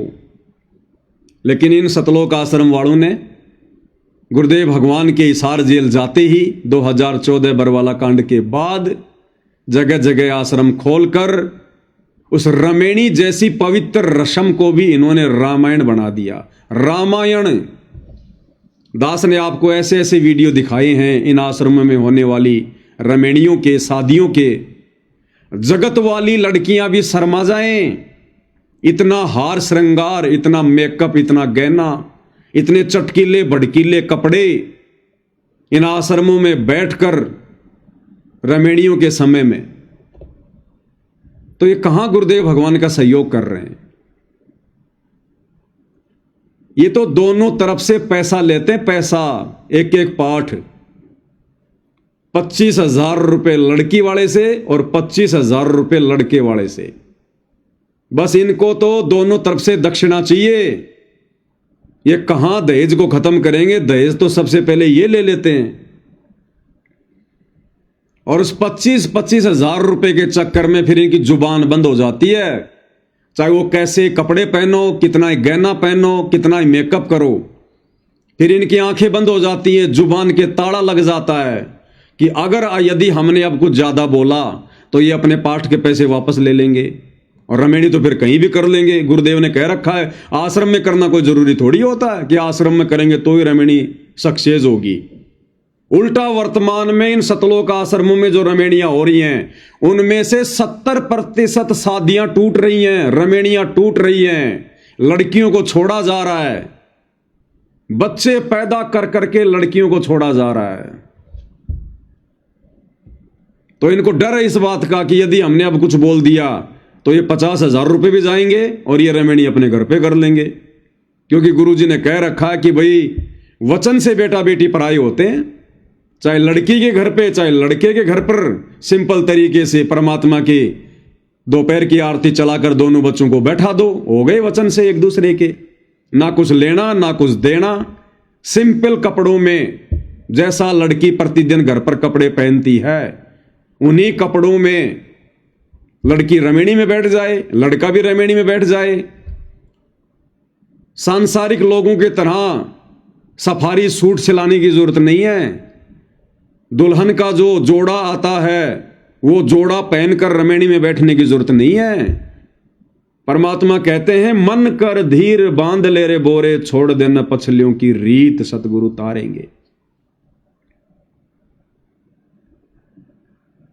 ना कोई गले में माला डालनी ना डलवानी। जबकि इन आश्रमों की रमेणियों में मैंने आपको कितने वीडियो दिखाए, एक दूसरे के गले में माला डाला जो है डाली जा रही है। और गुरुदेव भगवान क्या कहते हैं सतनाम के नियम में कि भगत ने ना ही तो किसी के गले में माला डालनी है ना ही डलवानी है। ये माला डालना और डलवाना पूजा में आता है और यहां एक दूसरे के गले में माला डाली जा रही है। उसके बाद गुरुदेव भगवान की फोटो के साथ साथ चक्कर काटे जा रहे हैं, 7 चक्कर। ड्रामा, पाखंड। एक भी मर्यादा भाई और बहनों इन लोगों ने सुरक्षित नहीं छोड़ी, एक भी। मेरे पास में कुछ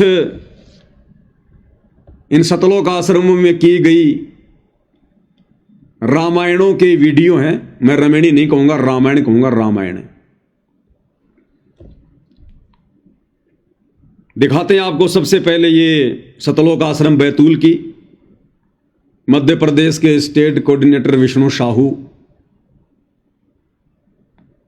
रामायण करवा रहे हैं, सामूहिक रामायण का पाठ। और देखना किस प्रकार से भाई और बहनों, जैसे रहट के चारों तरफ बैल चलता रहता ना, बैल तेली का बैल होता है और एक रहट होता था पहले, रहट। आजकल तो सीमेंट वगैरह लगाने लग गए, पहले एक चूना पत्थर होता था, उस चूने पत्थर को एक बहुत बड़ा एक व्हील होता था पत्थर का, और बैल के द्वारा उसको चलाया जाता था, ऊंट या बैल के द्वारा। उसमें पानी डाल दिया जाता था, वो चूने का जो पत्थर था वो डाल दिया जाता था, और वो लोहे का पहिया बैल के सहारे से घुमाया जाता था, और वो उसको दबा दबा के पहिया चल चल के वो बिल्कुल बारीक हो जाता था, रबड़ी जैसा, लस्सी जैसा। उसके बाद फिर वो चिनाई में काम लिया जाता था।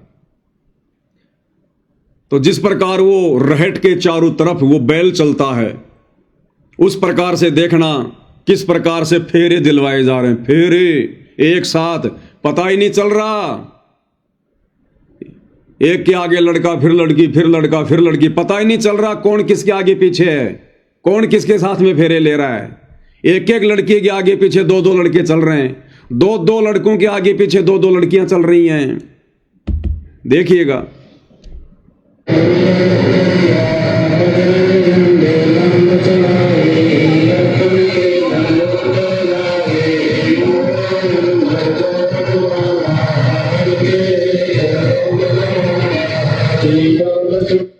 अब ये रमेणी हो रही है। अब ये लड़का देखो, इसने सफारी सूट पहन रखा है, एक लड़की इसके आगे है, एक लड़की इसके पीछे है। अब बताओ इसकी पत्नी कौन सी है भाई? इसकी भगतमती कौन सी है? इसके आगे भी लड़की, इसके पीछे भी लड़की, पीछे वाले के आगे भी लड़की, पीछे भी लड़की। ये रमेणी नहीं, ये रामायण हो रही है। ये लोग इन परंपराओं को छोड़ नहीं रहे। सांसारिक तौर पर 7 फेरे क्यों दिलवाए जाते हैं? इसलिए कि अब मैं इस लड़की का या इस लड़के का 7 जन्मों तक पीछा नहीं छोड़ूंगी। अरे नालायको, सतलोक जाना कि नहीं जाना, या फिर 7 जन्म तक अपनी यही रीति निभाओगे?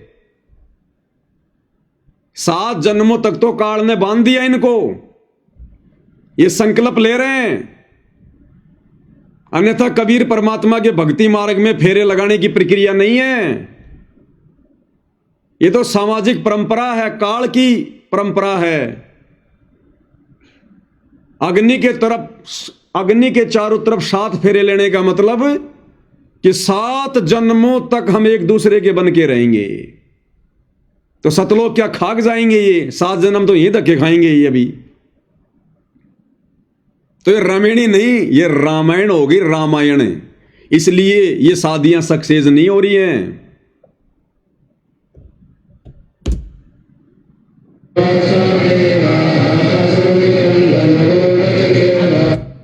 और भाई ये कपड़ा क्यों बांधा गया है?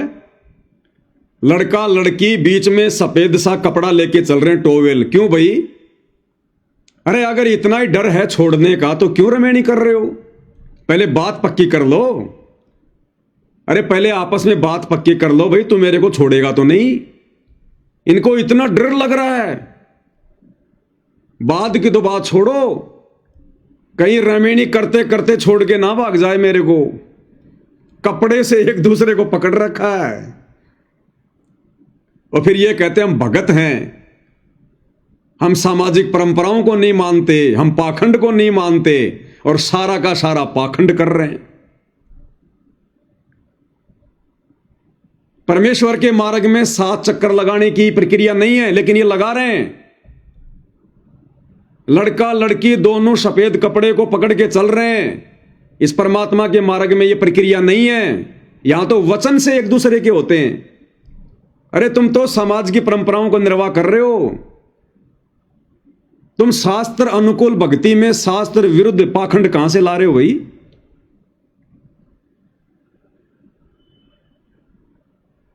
अरहट के बैल कितना चक्कर काट रहे हैं, बैल कितना चक्कर काट रहे हैं।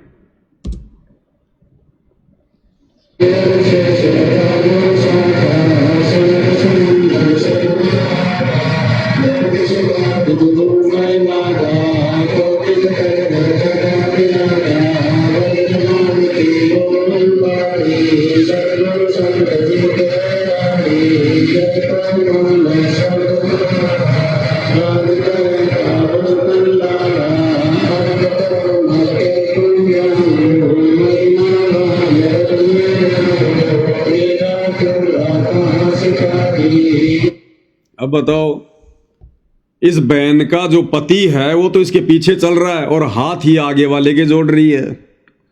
इसका पति तो इसके पीछे और हाथ जोड़ रही है आगे वाले के। तो तुम्हारा पतिव्रता धर्म तो यही खंड हो गया। इसलिए भाई और बहनों, दास इन रमणियों को रामायण कहता है, रामायण। और सुनाता हूं आपको, देखो स्पेशल रिकॉर्डिंग। इन आश्रमों में भक्ति नहीं होती है, भक्ति तो केवल एक दिखावा है, केवल एक दिखावा।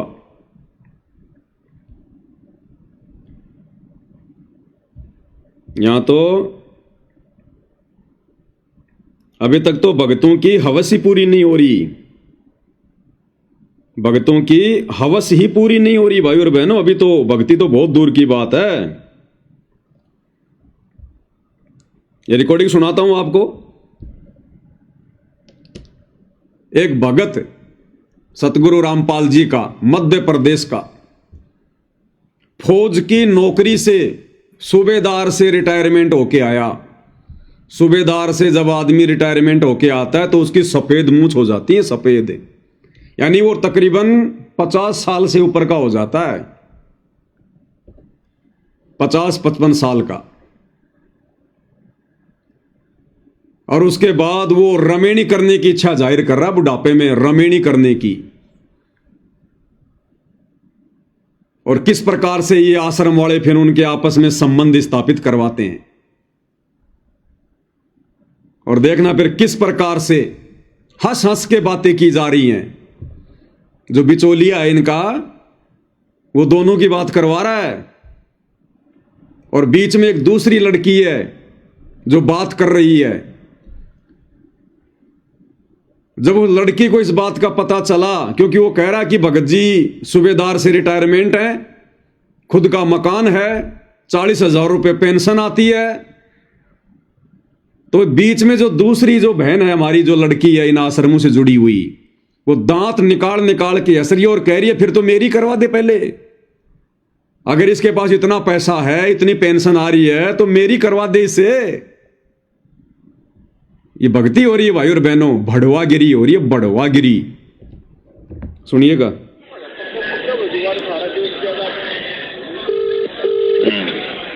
हेलो, क्या भाई? हाँ जी ससाइल जी। ससाइल जी। हाँ बहन जी, वो फोटो सेंड कर दिया आपके व्हाट्सएप पे, देख लियो एक बार। देख लो, ठीक है ना? ठीक है ना? वो बहन क्या करिए बुड्ढे की। वो कह रहा बहन जी वो फोटो सेंड कर दिया आपके व्हाट्सएप पर दूल्हे की, देख लेना। तो वो दूसरी बहन जो बीच में है वो क्या कह रही है, बुड्ढे की।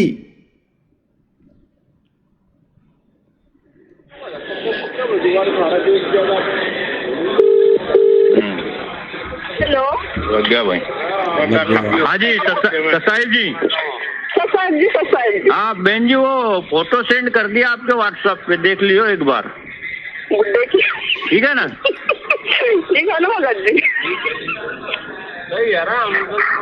ठीक है। हाँ ठीक है। ये भगत जी से बात करोगे क्या? हेलो हेलो, हाँ बात कर रहे क्या? एक मिनट थोड़ी आओ, बात करिए।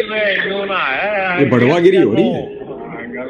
हेलो हेलो हाँ जी ससाइल जी। ससाइल जी, ये बात कर लो थोड़ा, लो।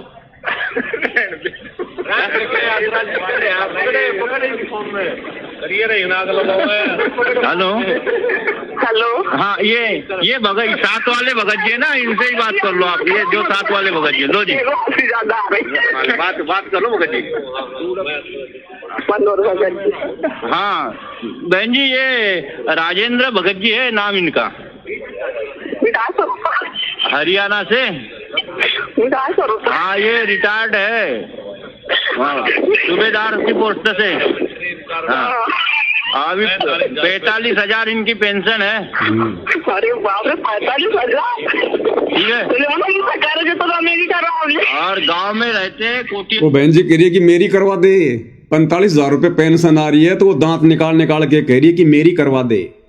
और आपस में कहते हैं हम गुरु भाई बहन हैं, और बड़ुओं की तरह बात कर रहे हैं, बड़ुओं की तरह दांत निकाल निकाल के। ये परमात्मा के मिशन में सहयोग दे रहे हैं क्या? ये सत्संग सुनने जाते हैं या इस प्रकार की बातें करने जाते हैं? ये विषय वासना के अड्डे बन चुके हैं सतलोक आश्रम, विषय वासनाओं के अड्डे, काल के अड्डे। वो क्या कह रही है? बाप रे बाप 45,000 फिर तो मेरी करवा दे।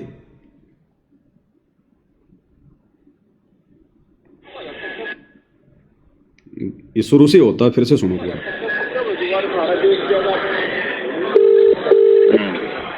विचार कर लेना भाई। क्या भाई?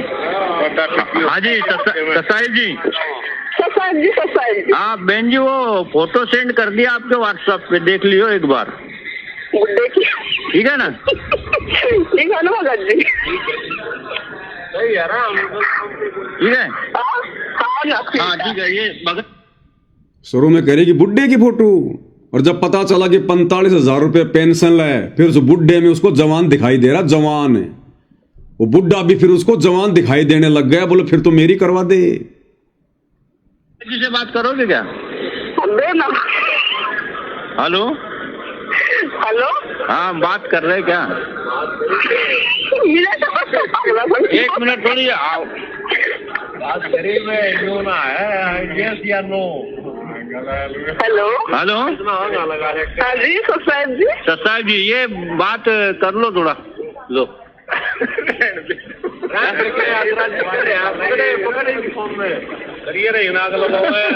हेलो।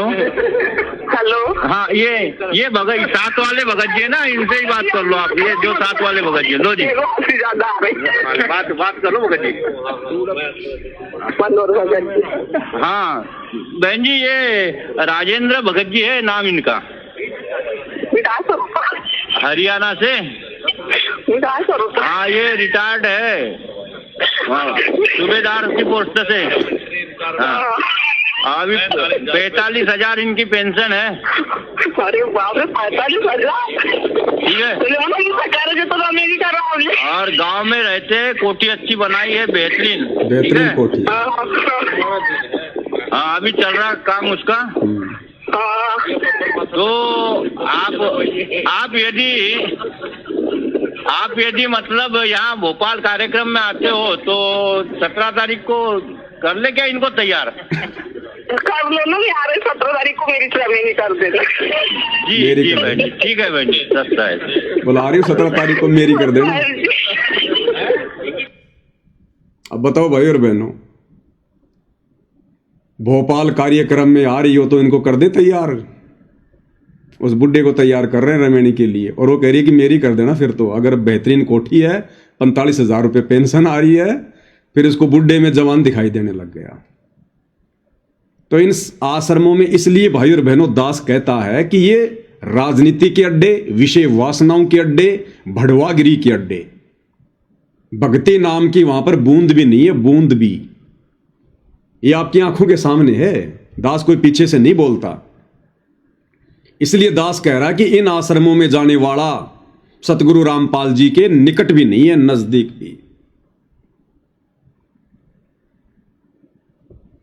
इसलिए दास इन रमेणियों को रामायण कहता है, रामायण। तो देखा किस प्रकार से अरहट के बैल की तरह एक दूसरे के साथ में बांध के और उन्हीं सामाजिक परंपराओं का निर्वाह करते हुए फिर तुमने छोड़ा क्या? गहना इन्होंने पहन रखा, सोना चांदी इन्होंने पहन रखा, सामाजिक जो परंपराएं तुम निभा रहे, फिर तुमने छोड़ा क्या? सिर्फ नाम रख लिया रमेणी, बाकी काम सारे रामायण वाले। और दिखाता हूं, देखो दूसरी आपको एक, ये देखो।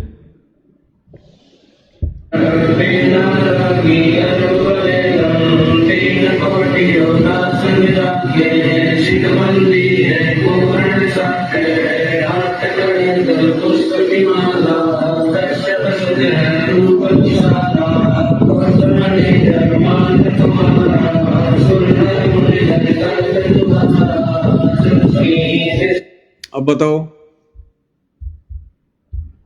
फेरे का तो कोई मतलब ही नहीं निकलता रमेणी में, फेरे का तो कोई मतलब ही नहीं है। और दिखाते हैं आपको, देखना कितना गहना पहन रखा है इस बहन ने। हे भगवान, जगत वाली भी शर्मा जाए। परमात्मा की शरण में आने देखो इसके हाथों में, देखो इसके कान में, देखो मोटे मोटे झुमके, नाक में, यहाँ पर माथे पर, गले में कितना मोटा हार पहन रखा है, हाथों में देखो पूरा जैसे वो बंजारे पहनते हैं ना हाथों में यहाँ तक है। और इसका ब्लाउज देखो, गुरुदेव भगवान कहते हैं कि माता बहनों ने कोहनी से नीचे तक के पहनने चाहिए ब्लाउज वगैरह, जिनकी बाजू नीचे तक की हो। ये शादी का जोड़ा क्या छोड़ा इन लोगों ने। वही विवाह आज आप देख रहे हो, उस परमेश्वर की कृपा से परमात्मा ने हमारा ज्ञान हटा दिया। यहाँ पर बच्चों का विवाह करा दिया जाता है और 5-7 भगत उनके रिश्तेदार आते हैं, घर वाले। और गुरु जी तो कहते हैं कि 5-7 भगत उनके घर वाले, और यहां तो पूरा का पूरा ये बारात बैठा रखी है, बारात पूरी की पूरी, कम से कम 100 आदमियों से कम नहीं है। तो गुरु जी सत्संग में क्या कह रहे हैं और ये लोग क्या कर रहे हैं, तो मिशन में सहयोग कहां दे रहे हैं। आश्रम में उनका 10 रुपए खर्च नहीं होता। सिंपल रोटी जो रोज हम बनाते हैं वही खाएंगे। सिंपल रोटी जो रोज हम बनाते हैं वही खाएंगे। अब इन आश्रमों में सिंपल रोटी है क्या? लड्डू, जलेबी, बर्फी, ये सिंपल रोटी में आता है। ये कहां मर्यादा है, कहां तुम्हारी रमणी सफल होगी। गुरुदेव ने एक सत्संग में बताया कि बच्चों, रमणी के दिन तो आपने जानबूझ के भी कोई मिठाई नहीं बनानी है। ज्यादा से ज्यादा खीर बना लो परमात्मा के भोग के लिए। हलवे का तो लगता ही है, थोड़ी सी खीर बना लो, और सब्जी पूड़ी या रोटी सब्जी, बिल्कुल सिंपल खाना। उस दिन तो जानबूझ के कुछ नहीं बनाना चाहिए, वरना फिर यह परंपरा पड़ जाती है। और क्या करे परमात्मा? 5-7 भगत, घर वाले, परिवार वाले, बस, इससे ज्यादा नहीं। क्या कह रहे हैं, ध्यान से सुन लो। और 5-7 भगत उनके रिश्तेदार आते हैं, घर वाले। और यहाँ आश्रम में उनका 10 रुपए खर्च नहीं होता। सिंपल रोटी जो रोज हम बनाते हैं वही खाएंगे। ये ड्रामाबाजी हमने नहीं करनी। बच्चों का सहयोग परमात्मा जोड़ता है। हमारे देखो ये बारात बैठी है पूरी, ये 5-7 भगत हैं क्या? अरे 100 से कम नहीं है, 100 से कम। ऐसे गुरुदेव की मर्यादा तोड़ी जा रही है। फिर कहां तुम वचन निभा रहे हो भाई? सिर्फ नाम नाम के भगत हैं, नाम नाम के। रमणी केवल नाम की रह गई। अरे परमात्मा इस बारात को ही तो समाप्त करना चाहते हैं। ये फालतू का दहेज, दिखावा। अब जिसने अपनी बेटी को इतना सोना पहन के, इतनी चांदी पहना के, इतने गहने पहना के रमणी में बैठा रखा है, वो 2 दिन बाद में दहेज नहीं देगा क्या? वो दहेज का ट्रक नहीं भेजेगा क्या? और इतना सोना अपनी बेटी को देकर बैठाना, ये भी तो दहेज ही है। और गुरु जी कहते हैं 5-7 व्यक्ति, और यहां तो सैकड़ों की संख्या में बैठे हैं। ये तो अंदर का दृश्य है, बाहर तो हो रहे हैं। इसलिए रमणी नहीं, रामायण है। अभी 90% भगत भगत की श्रेणी में नहीं है, सतगुरु के शिष्य कहलाने के लायक नहीं है। केवल नाम नाम के भगत हैं, नाम नाम के। उनके कर्म जगत से भी ज्यादा बिगड़े हुए हैं। से विवाह नहीं होता। भाई साहब ने स्पेशल देखो सूट सिला रखा है। और गुरु जी कहते हैं जैसे कपड़े हम प्रतिदिन पहनते हैं वही कपड़े पहनो। अगर गुरु को खुश करना है तो, अगर समाज को खुश करना है तो फिर ताए तुम जो मर्जी करो भाई, फिर तो हाथी पे बैठ के जाओ चाहे। एक और दिखाता हूं आपको, देखना इस बहन का मेकअप कैसे चमक रहा है। इसका चेहरा देखना, गाल वगैरह, वो टिमकियां ऐसी चमक रही है वो मेकअप वाली, वो सितारे से। दर्शकों को बताइए कि आपने जो दहेज मुक्त विवाह करने का फैसला लिया है, ये क्यों लिया है? जो अभी आप देख रहे हो विवाह हुआ है हमारा, हम लोगों ने 1 भी रुपए का लेन देन नहीं किया हमारे मम्मी पापा ने, ठीक है। और हम लोग बहुत खुश भी हैं शादी से कि हमारी खुश हो रही है। जैसे कि लोगों का आडंबर होते हैं जगत में, शादियां करते हैं, दहेज देना, फिर उसके बाद भी लड़कियां सेफ नहीं होती हैं। तो हम संत रामपाल जी महाराज जी ने जो एक बीड़ा उठाया है ना, कि मतलब समाज सुधार करने का, तो उसमें हम लोग उनके अनुयायी हैं, हम लोग उसमें पूरा सहयोग दे रहे हैं। आप खुश हैं इस विवाह से? बहुत ज्यादा खुशी, क्योंकि इसमें सारी टेंशन ही खत्म कर दी परमात्मा ने। टेंशन होती है, एक पिता होता है समझ लो। और चेहरे पे वो टिमकियां चमक रही, वो मेकअप वाले वो दाने दाने दाने दाने से। और ये स्पेशल जोड़ा पहन रखा इसने शादी का, स्पेशल शादी का जोड़ा। इसको पूछो क्या तू प्रतिदिन यही कपड़े पहनती है क्या? क्या शादी से पहले भी तू रोजाना यही कपड़े पहनती थी क्या? बोलेगी नहीं। तो फिर आज क्यों पहना तूने? गुरुजी तो मना करते हैं कि प्रतिदिन जो कपड़े पहनते वही पहनो। नाक में सोना पहन रखा है। भैया जहर का चाहे एक बूंद खा लो चाहे बोतल पी लो, जहर जहर ही होता है, वही काम करेगा। तो मर्यादा चाहे इतनी सी तोड़ दो चाहे ढेर सारी तोड़ दो, बात एक ही है।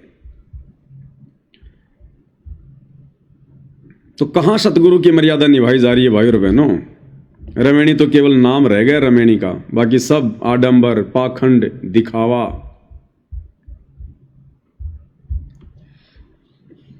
इसलिए भाई और बहनों, पूज्य गुरुदेव भगवान को वर्तमान में ये इतना संघर्ष करना पड़ रहा है, क्योंकि उनके बच्चे उनका सहयोग नहीं कर रहे, उनके भगत उनका सहयोग नहीं कर रहे। जिस विधि से गुरुदेव ने भक्ति मार्ग पर चलने की आज्ञा दी थी उस विधि से नहीं चल रहे हैं। इसलिए आप और हम सत्सेवक भाई बहनों के पास में बहुत अच्छा मौका है, बहुत जबरदस्त मौका है गुरुदेव के चरणों में जगह बनाने का, गुरुदेव के हृदय में समाने का। क्योंकि वर्तमान में सत्सेवकों के अलावा धरती पर कोई भी नहीं है जो गुरु भगवान की मर्यादाओं के अनुसार जो भक्ति कर रहा हो, जो उनके वचनों पे चल रहा हो। और जो उनके वचनों पे नहीं चलता, उनकी मर्यादाओं में रह के भक्ति नहीं करता, गुरु उनकी तरफ ध्यान देना छोड़ देता है। तो वर्तमान में भाई और बहनों बहुत ही जबरदस्त मौका हम सत्सेवकों के पास में गुरुदेव भगवान की नजरों में आने का। और यदि इस भगवान की हम नजरों में आ गए भाई और बहनों, इस भगवान ने यदि एक नजर भी हम पे डाल दी अपनी मेहर की, अपने प्यार की, हमारा तो बेड़ा पार हो जाएगा, बेड़ा पार। तो कौन होगी ऐसी मूर्ख आत्मा जो ऐसा मौका चूकेगी? इसलिए हम सत्सेवक भाई बहनों ने बहुत ही सिंपल तरीके से रमेणी होनी है, परमात्मा ने संस्कार जोड़ दिया तो होगी। वैसे तो दास इसके ऊपर बहुत सारे वीडियो बना चुका है, वैसे तो अपना सत्यानाश करवाना है, अपने जीवन का बेड़ा गर्क करवाना है, रमेणी करवाना। अगर ज्ञान समझ में आ गया है तो अपना बेड़ा गर्क करवाना है। अरे काल को इसीलिए तो परमात्मा ने सतलोक से धक्के मारे थे। अगर वो ये कर्म करने की ना सोचता दुर्गा के साथ में, तो 21 ब्रह्मांड लेकर वहीं राज करता सतलोक में, वहीं पर परमात्मा बाहर नहीं निकालते। लेकिन ये विषय वासना, शारीरिक संबंध, इसके चक्कर में पड़कर तो उसने अपनी ऐसी तैसी करवा ली, और साथ में आप और हमने करवा ली।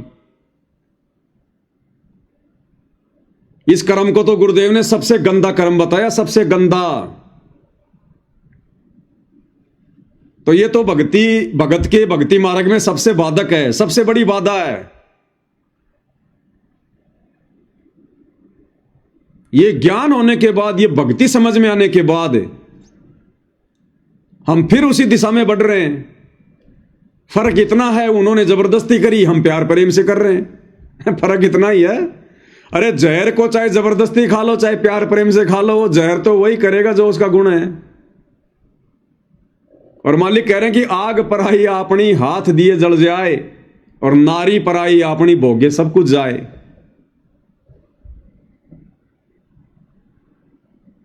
तो भाई और बहनों देखो, समझदार आत्माएं तो उनकी तो गति अलग होती है। संतों समझों की मति, और जो समझ गया इस भक्ति मार्ग को, इस अध्यात्म को, उसकी तो बात ही अलग होती है भाई और बहनों। वो तो इन विषय वासनाओं के निकट भी नहीं जाएगा। अरे परमात्मा की तो मजबूरी थी भाई, क्या करे। परमात्मा ने उसको श्राप ही ऐसा दे दिया, और श्राप दिया आप और हमारी भलाई के लिए, हमारे हित के लिए, कि तू प्रतिदिन 1 लाख मनुष्य शरीरधारी आत्माओं के सूक्ष्म शरीर की वासना खाएगा। तो उसकी मजबूरी हो गई ये मनुष्य शरीर देना। और परमात्मा ने यह दया आप और हमारे ऊपर इसलिए बख्शी क्योंकि मनुष्य शरीर में ही हम ज्ञान समझ सकते हैं, भक्ति कर सकते हैं। तो हम परमेश्वर की सृष्टि रचना को अच्छे से समझकर भक्ति मार्ग के फैसले लें, निर्णय लें। परमात्मा ने तो भक्ति के लिए मनुष्य जन्म दिया, भक्ति के लिए, क्योंकि उसको भूख लगेगी तो उसकी मजबूरी हो जाएगी मनुष्य को पैदा करना। और मनुष्य जन्म मिल गया तो आज हम सत्संग सुन पा रहे हैं, भक्ति कर पा रहे हैं। अन्य योनियों में भक्ति नहीं होती।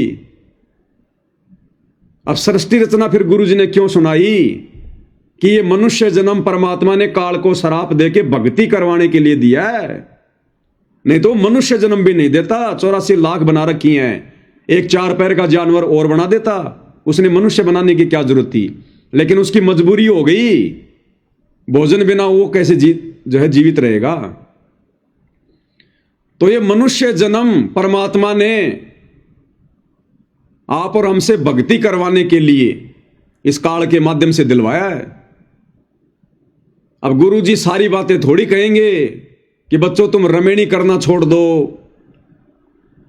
परमात्मा तो नहीं कहेंगे भैया ये काल का भोजन है और ये भोजन रोजाना 1 लाख खाने का आदेश भगवान ने दिया है, तो परमात्मा कैसे अपने बच्चे के भोजन को बंद करवाएगा? अपने मुंह से तो कहेगा नहीं कि तुम रमेणी मत करो। लेकिन सत्संग में परमात्मा ने सब कुछ क्लियर कर दिया कि इसी कर्म के चलते तो मैंने उसको सतलोक से धक्के निकाले थे, और इतना ज्ञान लेने के बाद तुम वही कर्म कर रहे हो, आपस में शादियां करके रमेणियां करके, तो तुम सतलोक में जाओगे कैसे? तुम तो और धक्के खाने की दिशा में आगे बढ़ रहे हो, तुम तो और धक्के खाने की दिशा में आगे बढ़ रहे हो।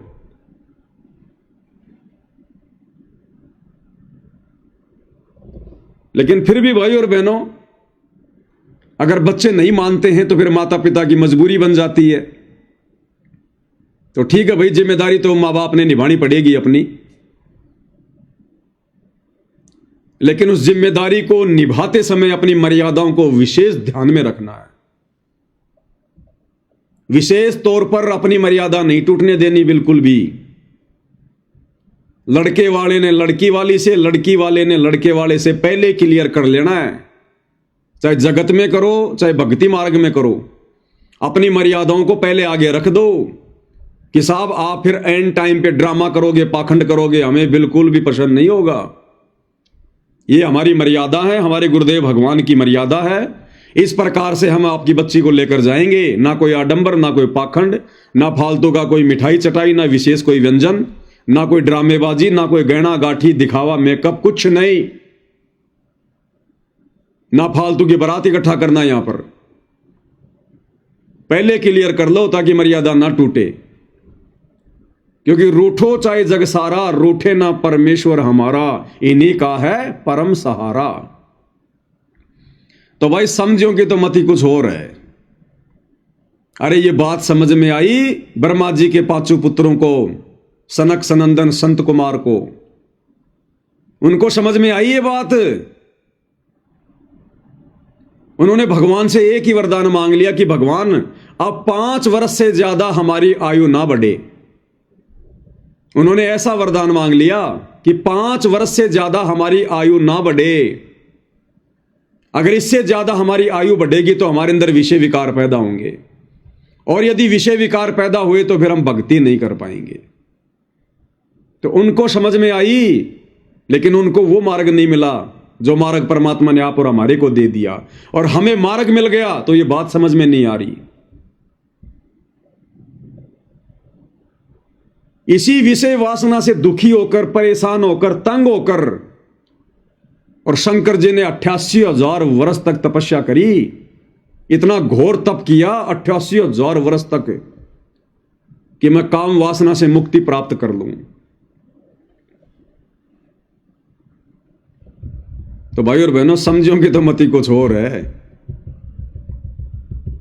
ये तो अपने पैरों में बेड़ियां डालना, बेड़ियां बेड़ियां, और हम लोग खुश होके कर रहे हैं, खुश होके।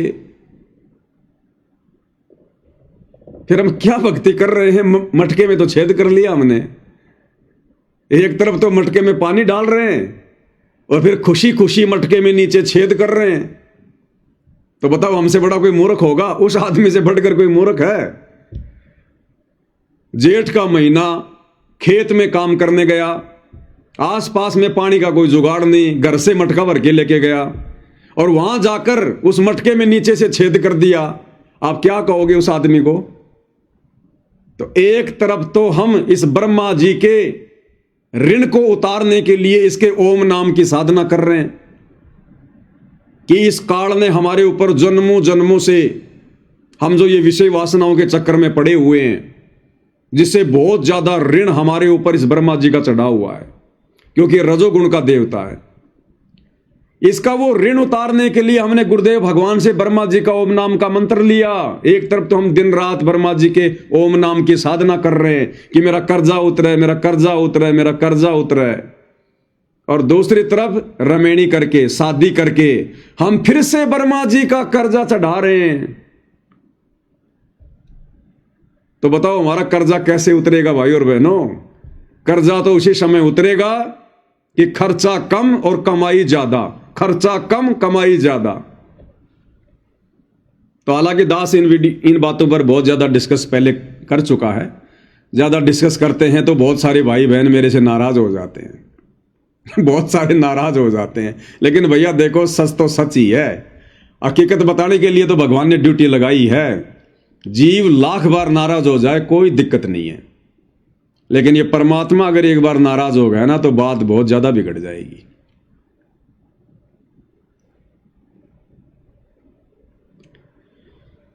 तो भाई और बहनों, ये अब अपने अपने बुद्धि विवेक पर, ज्ञान आधार के ऊपर निर्भर करता है। ये अब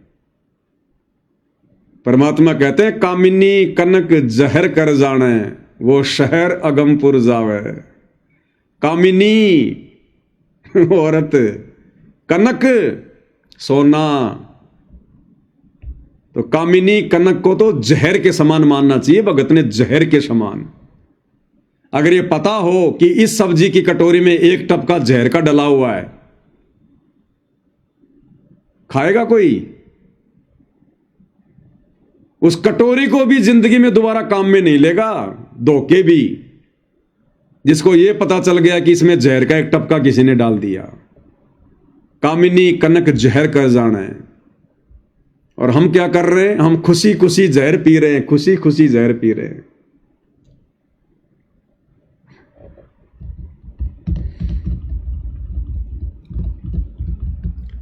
तो भाई और बहनों, फिर भी अगर माता पिता की मजबूरी है, बच्चे नहीं मानते हैं, देखो इसमें बहुत सारी बातें हैं। सबके अपने अपने संस्कार होते हैं। माता पिता के संस्कार अलग हैं, बेटा बेटियों के संस्कार अलग हैं।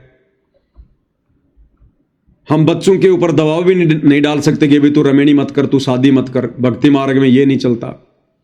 जब आपके बच्चे समझदार हो जाएं, शादी के लायक, रमेणी के लायक, आप अपने बच्चों से बात कर सकते हैं कि भाई देखो, गुरुजी के सत्संग तो भाई तुम भी सुन रहे हो, विधि विधान का तो तुम्हें भी पता है, और साथ संगति से जुड़ने के बाद तो नहीं पता है तो भी पता चल गया।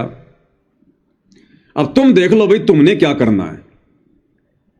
अगर बच्चों तुमने रमेणी करनी है, शादी करनी है, तो ठीक है भाई, हमारी जिम्मेदारी है।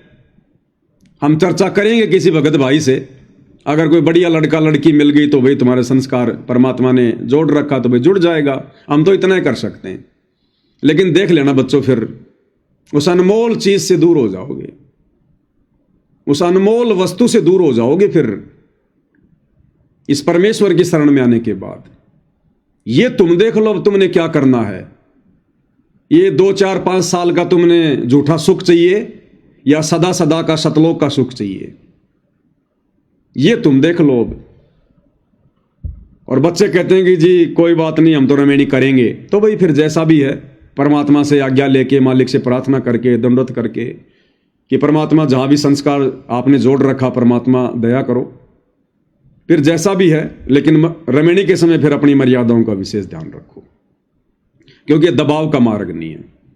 अपने बेटे से, अपनी बेटी से हमने पूछना बहुत जरूरी है। अगर वो सहमति दें तो हमने फिर रमेणी की बात करनी है। अगर वो कहते हैं कि जी हमने रमेणी नहीं करनी है, हमने तो मोक्ष प्राप्त करना है, हम कोई बच्चे पैदा करने की फैक्ट्री थोड़ी हैं। सारा जिंदगी काल की खुराक थोड़ी ना तैयार करते रहेंगे। असंख्य जन्म हो गए हमारे को ये कर्म करते हुए। गधे बने तो वहां हमने बच्चे पैदा किए, राजा बने तो ना जाने हजारों बच्चे हमने पैदा किए। आज उन बच्चों का पता नहीं वो कहां रहा, हम कहां पड़े हैं। हमने तो अपना आत्म कल्याण करवाना, अपना मोक्ष करवाना है। गुरुदेव भगवान ने सब कुछ बता दिया, सब कुछ समझा दिया, बाकी क्या रह गया। अब खुल के थोड़ी कहेंगे, तो हमने भी तो विचार करना है। तो बच्चे अगर इस प्रकार समझदारी की बातें करते हैं, चाहे बेटा हो चाहे बेटी हो, तो भाई और बहनों उस माता पिता को बड़ी खुशी होनी चाहिए। बड़ी खुशी होनी चाहिए कि उनके बेटा बेटी के समान धरती पर कोई पुण्य आत्मा नहीं है जो इस युवा अवस्था में इस प्रकार का फैसला अपने आत्म कल्याण के लिए ले रहे हैं। और रहो फिर माता पिता के घर में। वो लड़की कोई बोझ थोड़ी है। अरे वो लड़की, वो बेटी जो शादी नहीं करना चाहती, भक्ति करके अपना आत्म कल्याण जो है वो करवाना चाहती है, उसके जैसी पुण्य आत्मा तो धरती पर कोई नहीं होगी, धरती पर। और रहे अपने बाप के घर में। अरे लड़के की शादी करके लाओगे तब भी तो एक लड़की आएगी, वो भी तो घर में रहेगी। तो हमारे घर में भी तो हमारी लड़की है, हमारी बेटी है। अरे अपने लड़के की शादी करोगे तो घर में एक लड़की आएगी ना, वो भी तो रहेगी उस घर में। और वो बेटी जो आपके घर में रह रही है, जो शादी नहीं करना चाह रही, रहो अपने बाप के घर में। और आने वाला समय तो भाई और बहनों वैसा आने वाला 2028 के बाद, उन आत्माओं को, उन बेटे बेटियों को विशेष पुण्यकर्मी आत्माओं की दृष्टि से देखा जाएगा, विशेष परमेश्वर के हंसों की दृष्टि से। जो बेटा बेटी शादी नहीं किया करेंगे, केवल परमात्मा की भक्ति में अपना जीवन समर्पित कर देंगे। गरीबदास जी की 2 लड़कियां, दोनों ने मना कर दिया कि पिताजी हम शादी नहीं करेंगे, अपना आत्म कल्याण करवाएंगे। कमाली शादी नहीं करी, पिताजी आत्म कल्याण कराऊंगी। राबिया अपने माता पिता को मना कर दिया कि मैं शादी नहीं करवाऊंगी, अपना आत्म कल्याण कराऊंगी। मजबूरी में अंत में उसने शादी करनी पड़ी, लेकिन शादी करने के बाद अपने पति से कह दिया शारीरिक संबंध नहीं बनाऊंगी। अगर आप मेरे साथ भाई बहन का रिश्ता रखोगे तो ठीक है, नहीं तो मैं आत्महत्या कर लूंगी अगर जबरदस्ती करोगे तो जिन आत्माओं को इतना ज्ञान हुआ, उन आत्माओं को उस समय वो मार्ग नहीं मिला। और आज जिनको मार्ग मिल गया, वो अपनी बुद्धि विवेक का इस्तेमाल नहीं कर रहे। कैसी विडंबना है। और आने वाले समय में तो ऐसी आत्माओं को, ऐसे बेटा बेटियों को जो केवल भक्ति के लिए अपने जीवन को समर्पित कर देंगे, समाज में विशेष इज्जत की दृष्टि से देखे जाएंगे। अरे लड़के भी तो शादी नहीं करते, बहुत सारे लड़के शादी नहीं करते और अपने माता पिता के घर में रहते हैं। उनको समाज क्यों कुछ नहीं कहता। और बेटी कोई शादी नहीं करती है तो समाज उसको गंदी नजर से देखता है। तो अब यह समाज डिसमिस होने वाला है। यह गंदी नजर से देखने वाला समाज, छोटी सोच रखने वाला समाज, ज्ञानहीन समाज, यह युग परिवर्तन के समय में या तो सुधर जाएगा, अपनी नजर को सही कर लेगा, या परमात्मा इनकी नजरें बदल देगा। फिर गधे कुत्ते की नजरें लगेंगी इनको आने वाले समय में। और इस धरती पर 2028 के बाद केवल धर्मी आत्माएं, पुण्यकर्मी आत्मा रहेंगी। एक दूसरे को बहन की दृष्टि से देखेंगे, भाई की दृष्टि से देखेंगे। वो समय आने वाला है। इसलिए वर्तमान वाले थोड़ा सा बुद्धि विवेक का इस्तेमाल कर लो। परमात्मा कहते हैं ये आवन जान बखेड़ा, या कौन बसावे खेड़ा, कि नालायको तुम्हारे गांव के गांव बस रहे हैं जो तुम पहले जो है पैदा करके आ गए। आज तो तुम मनुष्य योनि में, और क्या पता पिछले जन्म में तुम जो है गधे थे और तुमने कितने बच्चे पैदा कर रखे, वो किसी कुम्हार के नीचे तुम्हारे पोता पोती बेचारे वजन ढो रहे, वो तुम्हारे पैदा किए हुए। और ऐसे तुम वर्तमान में काल की खुराक पैदा करके मर जाओगे। तो भाई और बहनों, ये मनुष्य जन्म बच्चे पैदा करने की फैक्ट्री नहीं है। ये तो जब तक हमें ज्ञान नहीं होता तब तक हम इस काल के चक्कर में पड़कर इसकी खुराक तैयार करते रहते हैं। भगवान ने आकर अब ऐसा निर्मल ज्ञान दे दिया लेकिन भाई ये अपने अपने बुद्धि विवेक पर है। गुरुदेव भगवान इस विषय पर ज्यादा जोर देकर नहीं कहेंगे। थोड़ा बहुत जोर परमात्मा ने दास से दिलवाना था, दास समय समय पर देता रहता है। कोई माने ना माने ये उसके अपने संस्कार पर, अपने बुद्धि विवेक के ऊपर है। तो भाइयों और बहनों, बहुत सारी बातें जिन पर हम लोग साथ संगति के अभाव में दृढ़ता से विचार नहीं कर रहे थे, चिंतन मनन नहीं कर रहे थे, गुरुदेव के सत्संगों को जोर देकर सुनने और समझने का प्रयास नहीं कर रहे थे, इसलिए परमेश्वर ने 2014 बरवाला कांड के बाद हमारी बौद्धिक स्थिति को देखकर कि ये नालायक तो इस कान से सुनते हैं, इस कान से निकाल देते हैं, कोई चिंतन मनन ही नहीं कर रहा, कोई मेरे मिशन को ही नहीं समझ रहा, मेरे मकसद को ही नहीं समझ रहा। इसलिए परमात्मा ने फिर ये सात संगतियां शुरू करवाई ताकि हम थोड़ा बुद्धि पर जोर देकर गुरुदेव के सत्संग सुने और विचार करें। और ये अनमोल समय जो वर्तमान में गुरुदेव ने हमारे ऊपर बख्शा हुआ है, हम इसका भरपूर फायदा उठाएं, अपना आत्म कल्याण करवा लें। अगर नहीं हुआ तो मनुष्य जन्म में तो हम क्या शारीरिक संबंध बनाएंगे, अगले जन्मों में ऐसे ऐसे जानवरों का, पक्षियों का जन्म मिलेगा जो दिन में कई कई बार शारीरिक संबंध बनाते हैं, कई कई बार। फिर यही करना बाद में, और करना क्या है, अगले मुंह से खाना और पिछले मुंह से निकालना। आज जानवर क्या करता है, सारा दिन घास खाता रहेगा, पीछे से गोबर करता रहेगा और विषय वासनाएं करता रहेगा, और काम क्या उसको, नौकरी उसको नहीं करनी, मकान उसको नहीं बनाना, बच्चों को उसने नहीं पढ़ाना, कपड़े की उसको चिंता नहीं, सोने की उसको चिंता नहीं, उसको चिंता क्या है, सिर्फ खाने की और विषय वासनाओं की। तो ये मनुष्य जन्म भाइयों और बहनों, परमात्मा ने हमें जिन 2 लाइनों में समझाया ना, वो 2 लाइन इतनी आसान नहीं है कि मानव जन्म दुर्लभ है, ये मिले ना बारंबार, तरवर से पत्ता टूट पड़ा भौर न लगता डार। बस हमने तो 2 लाइनें सुन ली और बस आगे बढ़ लिए।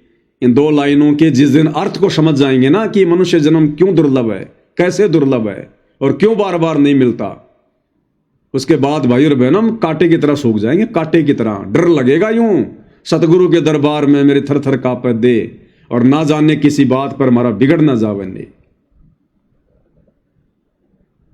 तो काल ने वो प्रेम, वो प्यार अपने बाप से विषय वासनाओं के चक्कर में आके बिगाड़ लिया था। और आज हम क्या करने जा रहे हैं, विषय वासनाओं के चक्कर में पड़कर परमात्मा से प्रेम बढ़ाने जा रहे हैं या फिर काल की तरह बिगाड़ने जा रहे हैं। ये भाई अपने अपने बौद्धिक स्तर से विचार कर लेना। तो भाई और बहनों, आज की सात संगति में गुरुदेव भगवान के आशीर्वाद से केवल इतना ही। आगे परमेश्वर की रजा होगी, दया होगी, तो फिर से सभी भाई बहनों के सामने परमेश्वर की महिमा में उपस्थित होंगे। तब तक गुरुदेव भगवान हम सबको आज्ञा दे, आशीर्वाद दे, हमारा मार्गदर्शन करे, हमें सद्बुद्धि दे परमात्मा। बंदी छोड़ सतगुरु रामपाल जी परमेश्वर जी की जय हो।